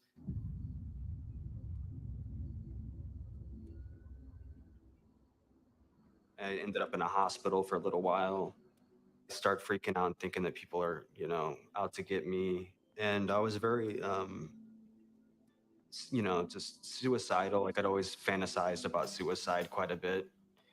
I had a pellet gun that I would fantasize about using to kill myself. I remember sitting in my room and crying my eyes out and sitting in a corner with the pellet gun, just saying, why did this happen to me? Yeah, I guess you could say I kind of fell by the wayside and let LA suck me in. I had started doing drugs and got involved with a whole bunch of people I probably shouldn't have. Whenever I'd have any pain or anything, I'd drink. I'd drink and drink and drink and drink and drink. Didn't know who to blame or what to blame, and I completely just hated everything about everyone. I'm trying to leave that stuff that happened to me at 12 years old as far as behind me as I can. We had to have more. We had to have more and more because we didn't want to feel anymore. We wanted to be completely numb of everything we were feeling. And, and cocaine was it. you know, and then shove it down further and further. Meanwhile, I'm just shoving it down, just shoving it down, just shoving it down. And then one day when it all comes back up, I'm a full-fledged addict. And I thought I was the unique case there, but apparently I'm not. I don't know if that makes me feel better or worse. So many people went through the same thing that I did. He comes home and he's just a completely different person. He never talked about going back out again after that. No. He never talked about returning. And he was just so introverted then. We didn't trust, where before he didn't have a problem trusting people. He started drinking more often, and he would hide that from us. After he was back home, he said, I got to tell you something, Mom. And I said, what? What's going on? He said, you know Mike, right? I said, yeah. He said he was molested. I'm like, what? And he said, what would you do if that happened to me? If that, you know, what would you do as a mom? What would you do? His drinking had gotten so out of control that even he knew. I mean, he knew he couldn't work. He couldn't. It was just affecting his whole life. So we had to give him an ultimatum. So we just sat him down on the back porch and just said, Mark, you got to get help or you have to leave. And he admitted, I know I'm an alcoholic. I know that I have to stop.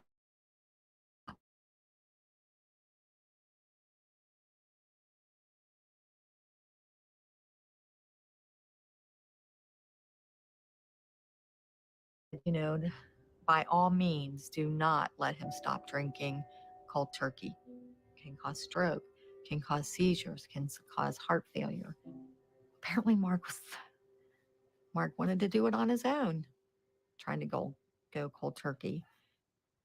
Because one day, Fred woke me up and he said, something's wrong with Mark. So I jumped out of bed and came downstairs. Mark was on the floor and he was like, had a rag, and he said, was wiping something up off the floor. And he said, Dad, I swear to God, I'm not drinking. I swear I'm not drinking. But there was nothing on the floor. Fred helped him up, took him over and sat him down on the couch. He goes, buddy, are you all right? What are you? And he said, He goes, I'm not drunk. I'm Dad. not. I promise swear you, to I'm not God, drunk." I'm not drunk. I haven't been drinking, Dad. I promise. I swear. We didn't know what was going on. We just didn't know. Half of his body was on the couch and his Half head was laying leaning back. back in this corner and his But he legs looked were up like at hanging off Fred the and side. said, I love you, Dad.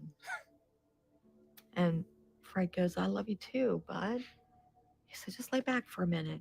When he laid back, he started his tongue and he was just shaking like this and clenched like this. And I ran to the phone and called 911. And Fred was holding his arms down so that he wouldn't hurt himself. And I'm on the phone and I said, I think he's detoxing from alcohol. I think he's, has withdrawal. I need an ambulance right away. Right away. He's seizuring right now. Ambulance came. Fred had him sitting up a little bit. They took off. I came in the house, went upstairs, started getting dressed. Went to the hospital and we walked in. They said, are you Mr. and Mrs. Ryan? And we said, yes. It's your son, Mark Ryan, yes. Well, the doctor wants to talk to you.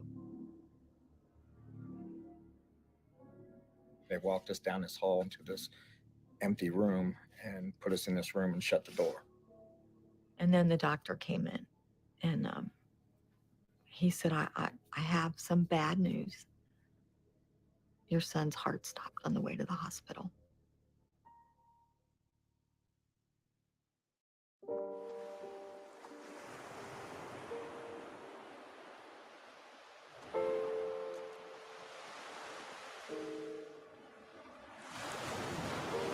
We went back a decade to try to find contemporaneous reports, and we found 12 separate prosecutions of people who had used this allure of Hollywood to prey on children, and they were across basically all facets of the industry.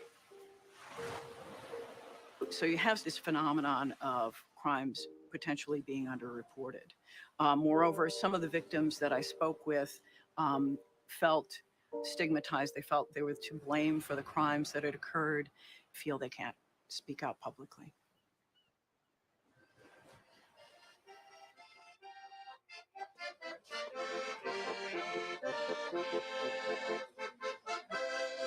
We thought everything was happy, everything was great. And then all of a sudden, one day, Evan just said, look, he wasn't practicing anymore. And I said, what?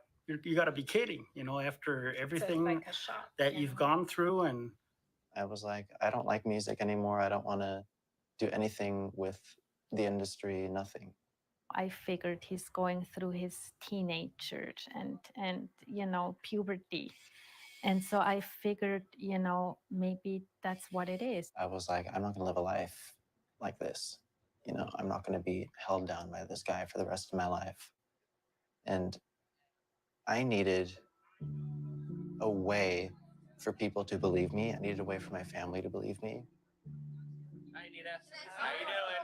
Okay, how are Happy you? birthday, Evan. I'm getting massaged and it feels great. And I don't care whether or not it looks bad.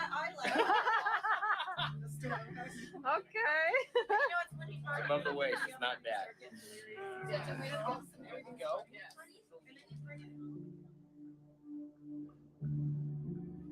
Yeah, I had to find an excuse to get him alone where I could talk to him. So I figured, why don't we go to McDonald's so we could talk in the car? Yes. Take a kids meal, chicken McNuggets, please, with barbecue sauce. Make the drink Diet Coke, easy ice. You getting a shake? Yeah, medium. Medium chocolate shake. Then no whipped cream. No whipped cream, no cherry. Okay. Because I was hoping that we'd be talking for a long time in the car once he parked somewhere. When was the first time that we met? It was, First time we met was that one time that we went to the park. You guys were going to the park to play some basketball. And then it would be kind of quieter in the car and I can get everything on tape. Because I remember you asked me if I ever did anything with a guy before. Yeah, a long time ago. I was afraid if my recorder would beep or if something would go wrong and if he found out that. And then that's when you asked if I wanted to try it. And that's when you, oh wait, that's when you gave me my first job, right?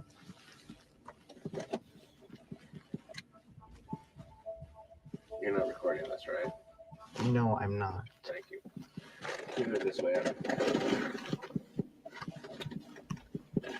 I never would have done anything with you if you hadn't expressed interest.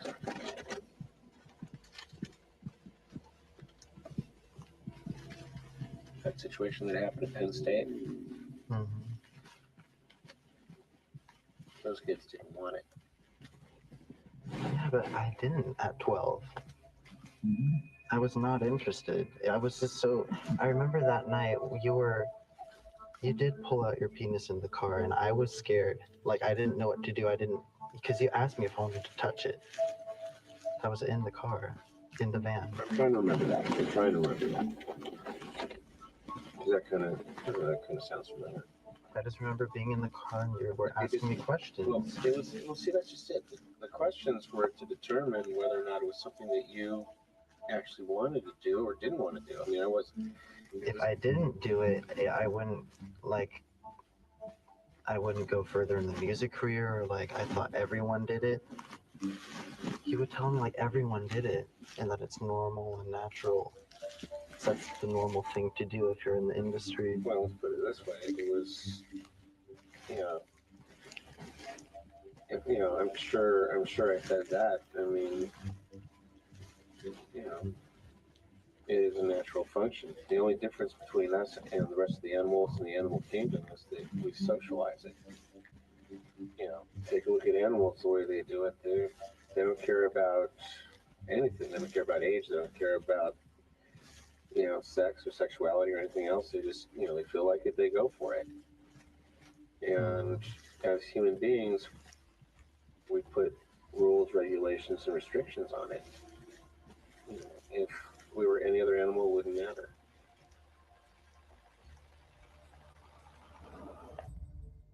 I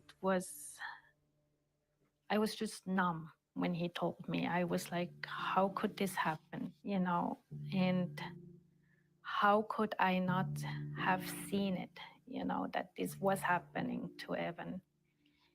And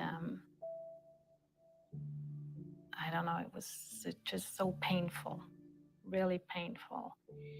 And of course, the first question for me was, to Evan, did it happen once, or how often did it happen? You're kind of hoping it's once and that's it.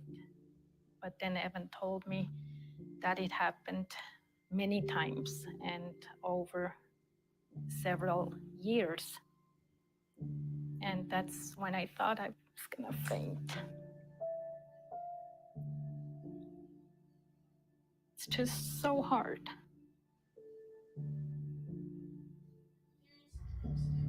He just seemed like a great guy. I'm not a violent person, but I wanted to go beat the living daylights out of this guy. Dreaming of a white Christmas with Jack and Dixie running free.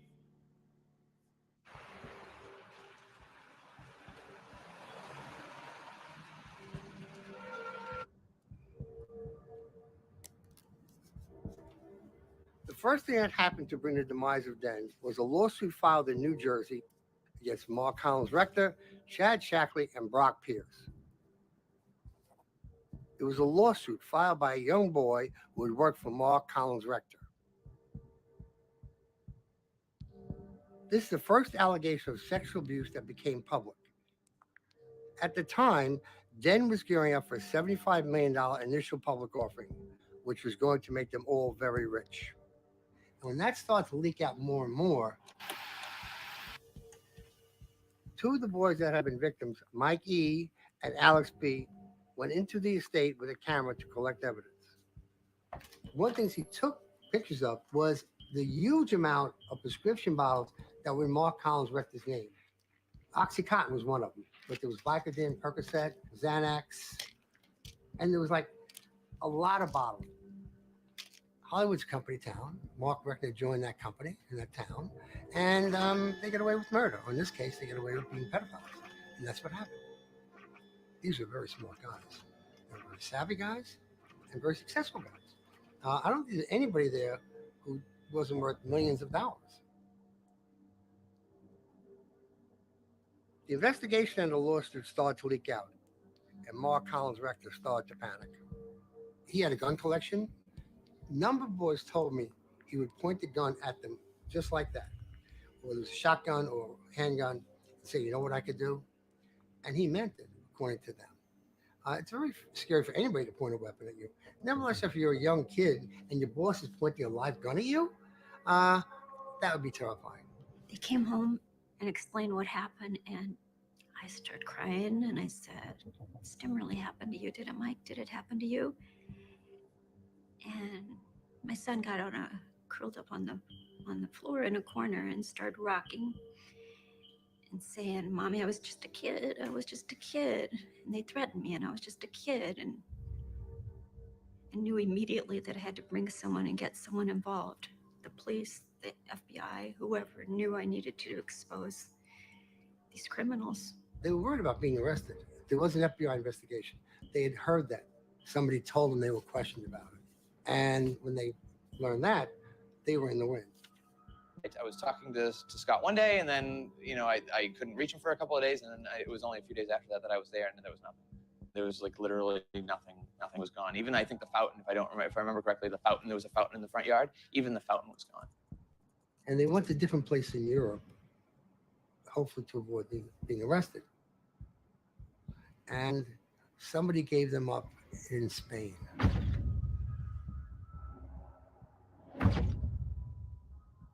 Chad and Brock were released quickly, but Mark was in prison for a year and a half waiting to be extradited to the U.S. Eventually, he was sent back to the U.S. and pled guilty to 9 counts of child sexual abuse. Mark got out of jail relatively quickly, but was required to register as a sex offender, and shortly after his release from prison, requested that he be allowed to travel to England for medical reasons. He did, and he never came back. In 2007, he applied for a civil union in the UK with an 18-year-old boy. I know I saw that with a boy who was getting into a car with a boy or something like that. And obviously you could tell by looking at the boy that Mark was dressing him, you know what I mean? It was just like blatantly obvious to me. And in 2011, he renounced his U.S. citizenship, and he's been untraceable ever since. Rest assured, the people who invested money did not want to sue them. They wanted this to go away. I'm sure small investors did, but the Michael Huffingtons, they weren't going to sue. So I went to the executive editor at Details magazine. She loved the story, assigned me the story, and they said, go and do it. The story was huge. And I submitted it. My editor loved it. It was quickly fact-checked. And then a couple days later, I get a call from his assistant to an assistant to an assistant who said, we're not doing your story. We're going to pay you a 25% kill fee, and we'll give you about half your expenses. That was the end of it. But I was so disgusted with it, I didn't want to write anywhere else. It's Hollywood. People do what they want in Hollywood. And if you're a big enough star or a big enough director or you're making enough money for these people, you can do whatever you want.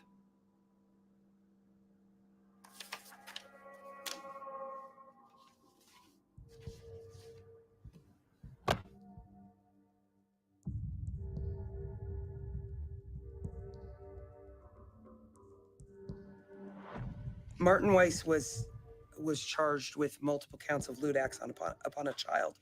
He was charged with 1 count of a forcible act upon a child under 14, 2 counts of continuous child sexual abuse, 3 counts of sodomy with a person under 16. You see Marty walk into the courthouse, and he was in chains, he was in shackles, and he was a lot grayer. Now I had to go up on a stand and, tell people, along with Marty staring at me, what went down. He insisted that he wanted to go up there. It was a very, I was very proud of him, what he did. I don't need this pain in my heart by being mad at someone my entire life, but it's more a matter of, telling the truth for me and saying, okay, what you did was horrible. I don't know. I just felt like I need to move beyond it, and I don't need to feel that pain. And if he can accept it, that what he did was horrible and could move beyond it, I could forgive. The maximum sentence for the charges that were filed was approximately 14 to 16 years. Generally speaking, it's unusual to get the maximum sentence. He pled to 2 counts of lewd act with a child. He pled to 2 counts of sexual abuse. So it was clear it wasn't a one-time thing. And in exchange for pleading to 2 counts, which is much more severe, he was sentenced to 5 years of formal probation, 365 days in the county jail. He had to go to sexual abuse counseling. He had to stay away from Evan. He had to stay away from children. And he has to register as a sex offender for the rest of his life. He was arrested in December or late November and got out June, 6 months. They almost never serve the full day-to-day sentence in county jail. 6 months is a joke. It's a joke for what happened. In any case, to ask a DA whether or not they think that they were completely successful in protecting the community from any future crime is impossible for us to answer. I can't truthfully say or honestly say that I stopped any future crime. I wish I could. I wish I could in every case. But I can only do what the law allows for us to do. Unfortunately, to get bad people off the street, yeah, we need it could have been a lot better. He could have served much longer. In that way, the system did let me down. And they're letting other people down. He told me that there are other people that he was doing it with. But like I said, I think it's more important to be able to speak about it and just be free of that secret than it is to really get justice in the court system. There's a moment in the book where you, to a degree, introduce Corey to one of his abusers. Do you Yes, take responsibility I for sure that do. emotionally? Yeah, and you know what? He asked me to take responsibility for that on the show, and I did. This is going to be a painful process. The dust is coming out, the cobwebs are being cleared, and people are going to know that we all play a part in this story. And it's what part are you going to take responsibility for? This last year, we sponsored and passed a bill called the Child Performer Protection Act. The bill will do two things. One is make it so that sex offenders cannot work with children in Hollywood, because right now that doesn't exist at all. The second thing it does is requires a permit for people who work significantly with child actors, such as managers, publicists, photographers. All the people that we've seen get convicted would now have to be fingerprinted and cleared and get a permit, so the state would be able to track them and prevent them from continuing to work in the industry if they're caught doing something bad. I have to confess that I haven't signed up yet myself, and I should go and do that. I don't know. Is it going to be effective? We have yet to see. There's nobody running around saying to me, have you signed up yet? Why not? I just think in many cases, it's a situation where somebody isn't thinking. The parent has become trusting where they shouldn't become trusting. Regardless of how good the situation looks, your job is to protect your child. But I still think it behooves the agent, the manager, the publicist, whoever it is, to know where that line is and not cross it.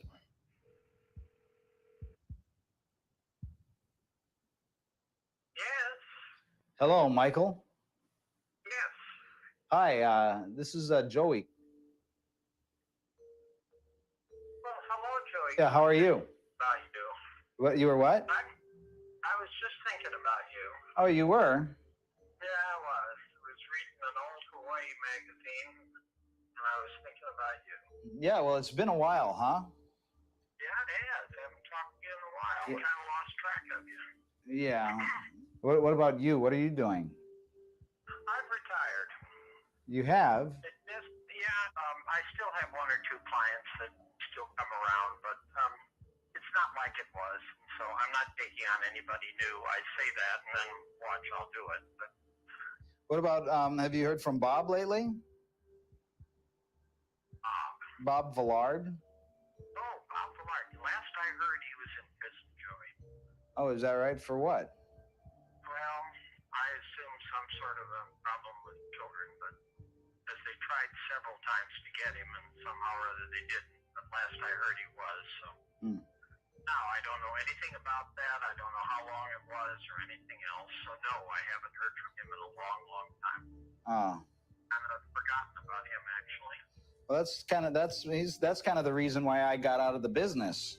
I don't know if you ever remember that I slit his lip open with throwing something at him, and I was on my way home, never to come back. And I've gone through a lot of therapy, and I don't condone anything that he tried to do, and Lord knows what he's done to anybody else. I don't know, and I don't know, Joey, and you know, I take these things with a grain of salt. I'm not sure how horrible they really are. yeah. I just, you know, I know I'll never know the whole story about it. Where I've had the opportunity to talk to someone about it, I've said, look, this is not a terrible thing unless you think it is. It's just something that happens to you in your life. Well, I don't think it's right for anybody to take advantage of anybody, and I think that it's that whole thing is rotten. What he tried to do to me, and quite frankly, I didn't like what, you know, when you tried to have me sleep in your bed and touch me and everything. I hated that too. And that was something unwanted. I shouldn't have done it. And there's no way you can undo that, but it certainly is something I shouldn't have done. I don't know what Joey is remembering, but I don't remember anything that would have caused him to feel that way. All I can say is that as a result of the situation he was in, not only with me, but with others, that was how he perceived something. It certainly wasn't anything I intended, and that was going to be my response to it. I mean, are you attracted to young boys? Not particularly, no. So much of what goes on in these situations happen almost by accident. You get the idea that someone out there was a child predator and they were preying on children, and everything they did was to steer the child into this. And a lot of the ones that I at least was aware of, they just sort of fell into it. Did anyone ever try anything on you when you were a kid after? Well, I guess so. My whole approach to the whole thing was not sexual. I mean, it was, yeah, I suppose somebody did. If I would be hard pressed to remember anything specific, but it wasn't uncommon. Let's put it that way. It's difficult when you're living in a situation where there isn't the adult supervision that there should be,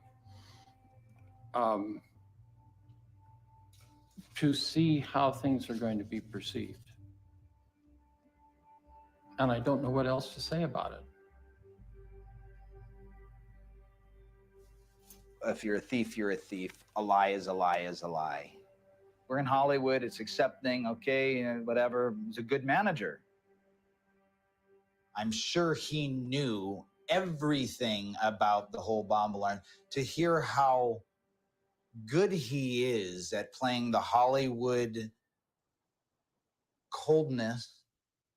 Great to hear from you. I was just thinking about Hawaii. Hey, Sue, you're calling from Zimbabwe. Hey, I was just thinking about you. Really? Yeah, I saw a magazine on Zimbabwe and I was thinking about you. Do you think he really saw that as insincerity? Glib, lying through his teeth, because whatever, because freaking Hollywood people, scumbags, don't even get me started.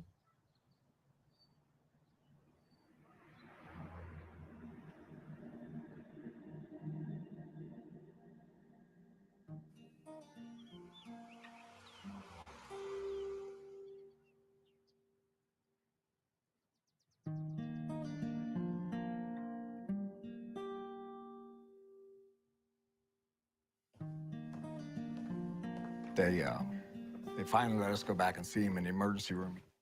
And the doctor said that he's non-responsive to anything. They worked on him for about 8 to 10 minutes, trying to start his heart and keep it going. Without oxygen for that length of time is probably worst case scenario. And the doctor said if he doesn't respond within 72 hours, he's probably not going to. Well, me and my wife are, we just take it one day at a time. We've had so much happen since we were kids, and then getting married and having kids, that we just take life one day at a time. And I would sit on one side of the bed, Jan would sit on the other side, and we'd both hold his hand. And it was like just holding a piece of meat. The second day, one doctor pretty much had given up on him. Yeah, you need to make a decision. And he kept pushing the 72-hour thing. And I was like, your 72 hours don't mean a damn thing to me.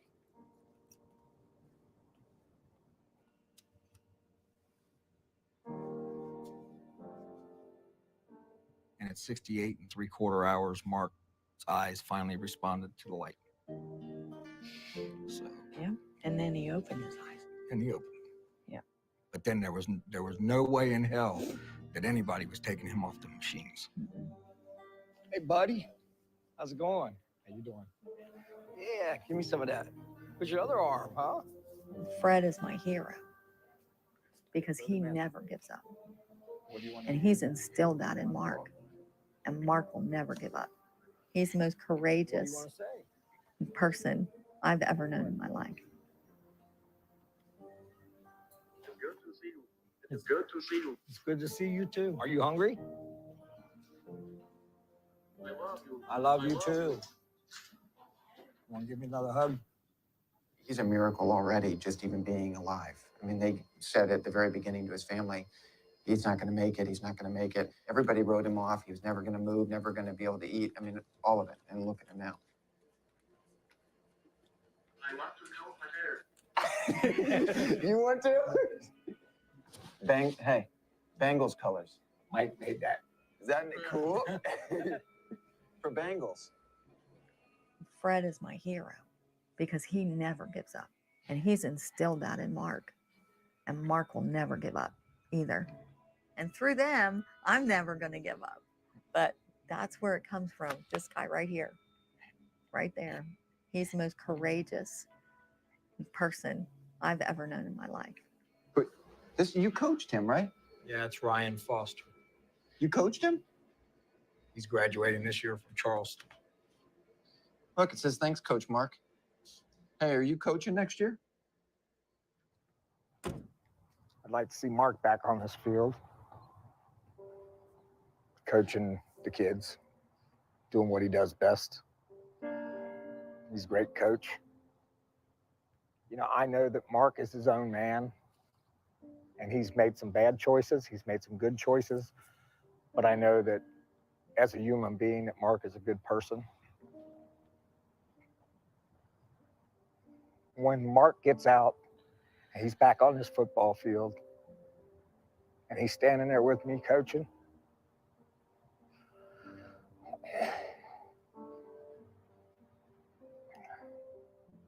God can take me then, but not until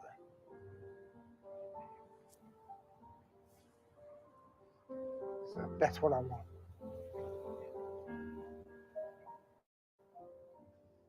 There is so much damage that's already been done.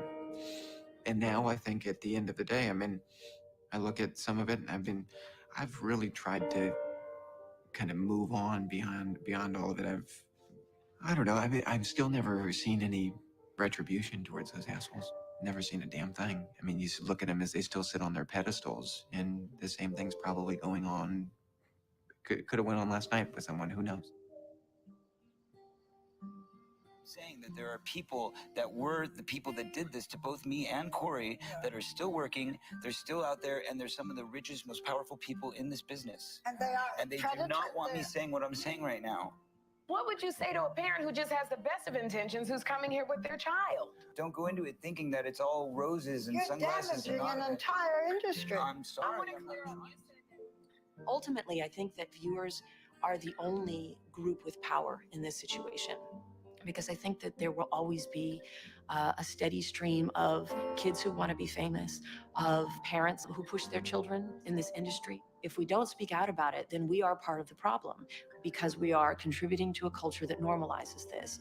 And by normalizing something, it becomes invisible as a problem. So yes, we hold up these high-profile cases to say, these are bad guys and we are good guys. And I actually think that we are all a little bad when we don't speak out. There's so much damage. After the whole thing with Mark Collins Rector happened, it's made my life very dark. I was never able to have a girlfriend or anything. And I'm just now still recovering from all of that stuff. Like, I feel like I'm kind of at a point in my life where I'm getting better slowly. I moved to Florida about a year ago, and I moved out there because of my grandmother. Kind of wanted to be there to take care of her. And then I met a girl over there. She's my first girlfriend that I've ever had. So now, you know, my life is my grandmother and my girlfriend, and I give them education, I hit them knowledge, not the different inspiration. just trying to get myself back on track, and you know, trying to enjoy life. And This emotion, boom. Boom, here we go with the emotion. I'm coming back coasting. Everyone knows I'm roasting. Boom. Not you, but Russ. I like it. I like it. I finally found a place that I like, you know. The dream is so important, you know why? Because if you're living on this earth, you have to feel something, and the dream make you feel things. And that's what the power of a dream is, you know? Dream is life.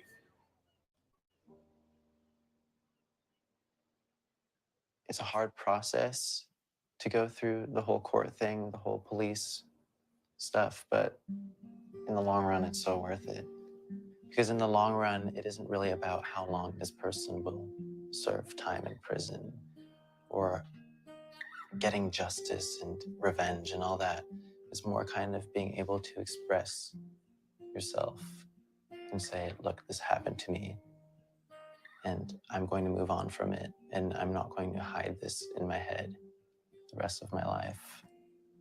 And I'm going to maybe possibly one day make a difference to somebody else by speaking out about it.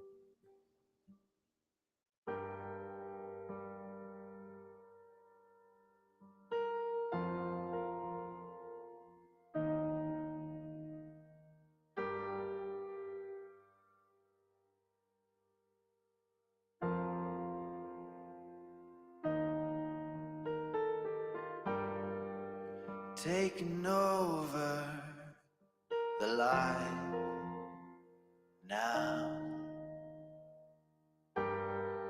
All there is to be said has been said. Let the walls fall, let the shadows disappear.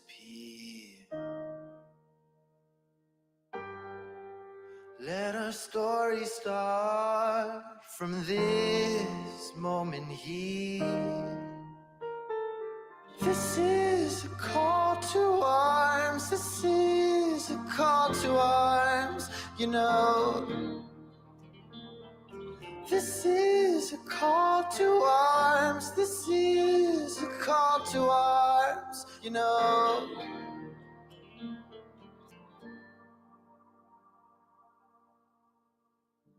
My heart beats dry. Stolen words are now mounted words on walls. I let the quiet light in shadow feed. Now the light's taking over. This is a call to arms, this is a call to arms, you know. This is a call to arms, this is a call to arms, you know. This is a call to arms, this is a call to arms, you know. This is a call to arms, this is a call to arms, you know. This is a call to arms, this is a call to arms, you know. This is a call to arms, this is a call to arms, you know. Let it out, or we'll burn to the ground.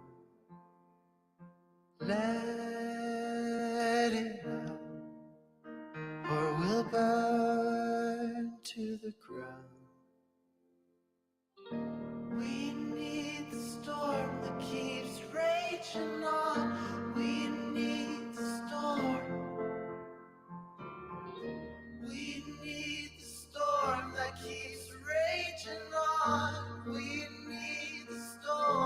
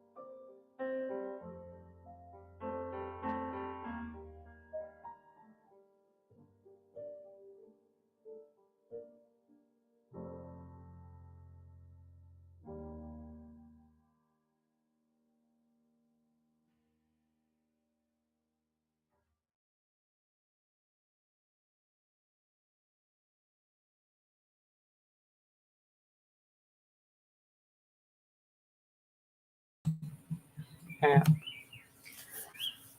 Guys, thank you. I want to repeat what I've got in the description box. So far. What the hell is that? Go away. Shush. Sorry. The tab restarted on something else.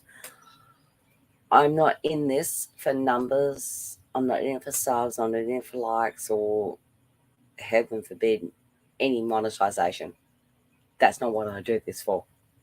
I do this because people need to see it. And people need to be aware of it. We're a bit of a hive mind in our respective communities. We need to be putting out content that those who don't see it can digest. That's what I tried to do today.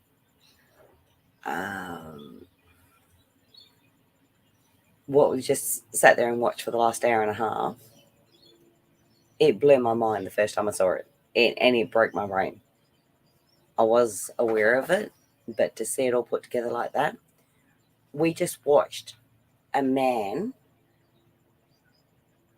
kill himself but not succeed because of what was done to him in pursuit of the great dream.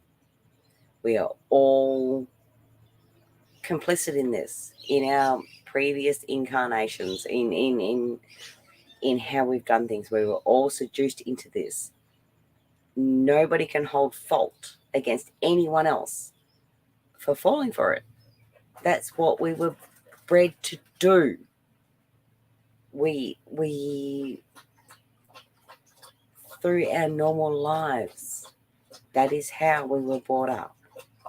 Now that we can see, however, if we can't make an effort to stop this and stop supporting this, then we are at fault. That's my point. And it's that endemic. It is that endemic. It invades every part of our lives. And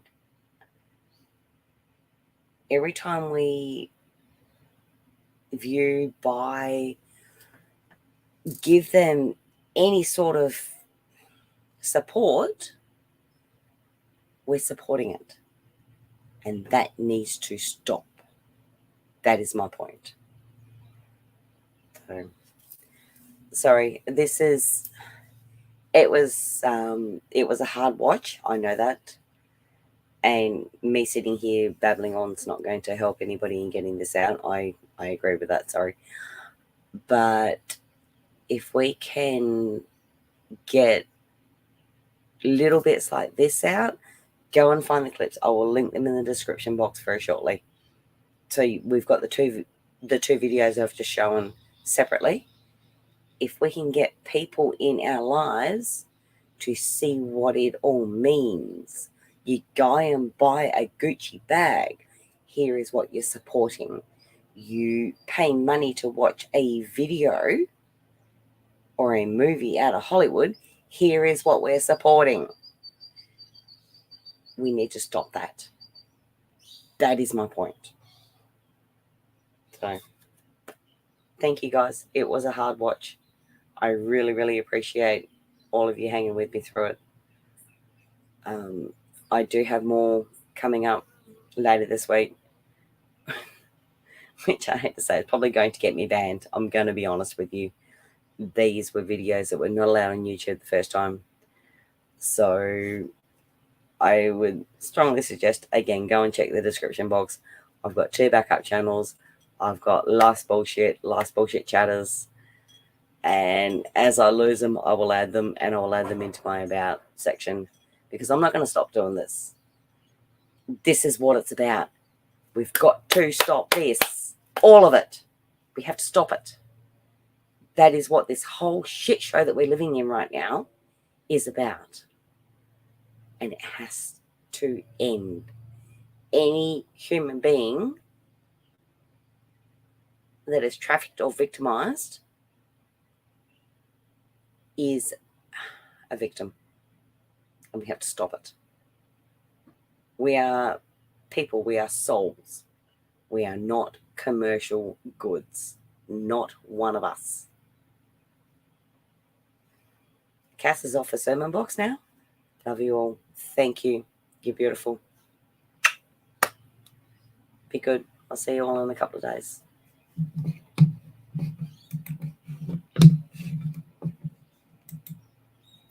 Great. And I can't end it, and I don't have an end song. Actually, I should say the end song that I wanted, it's going to get me copyrighted, so I really don't want to go there. But anyone who would be interested, go and look up the song "Sound of Silence" by Disturbed. That was what I wanted to end the show with, but I can't get an uncopyrighted version. I'll drop a link also into the description box because that would finish this off perfectly. Love you all. Thank you.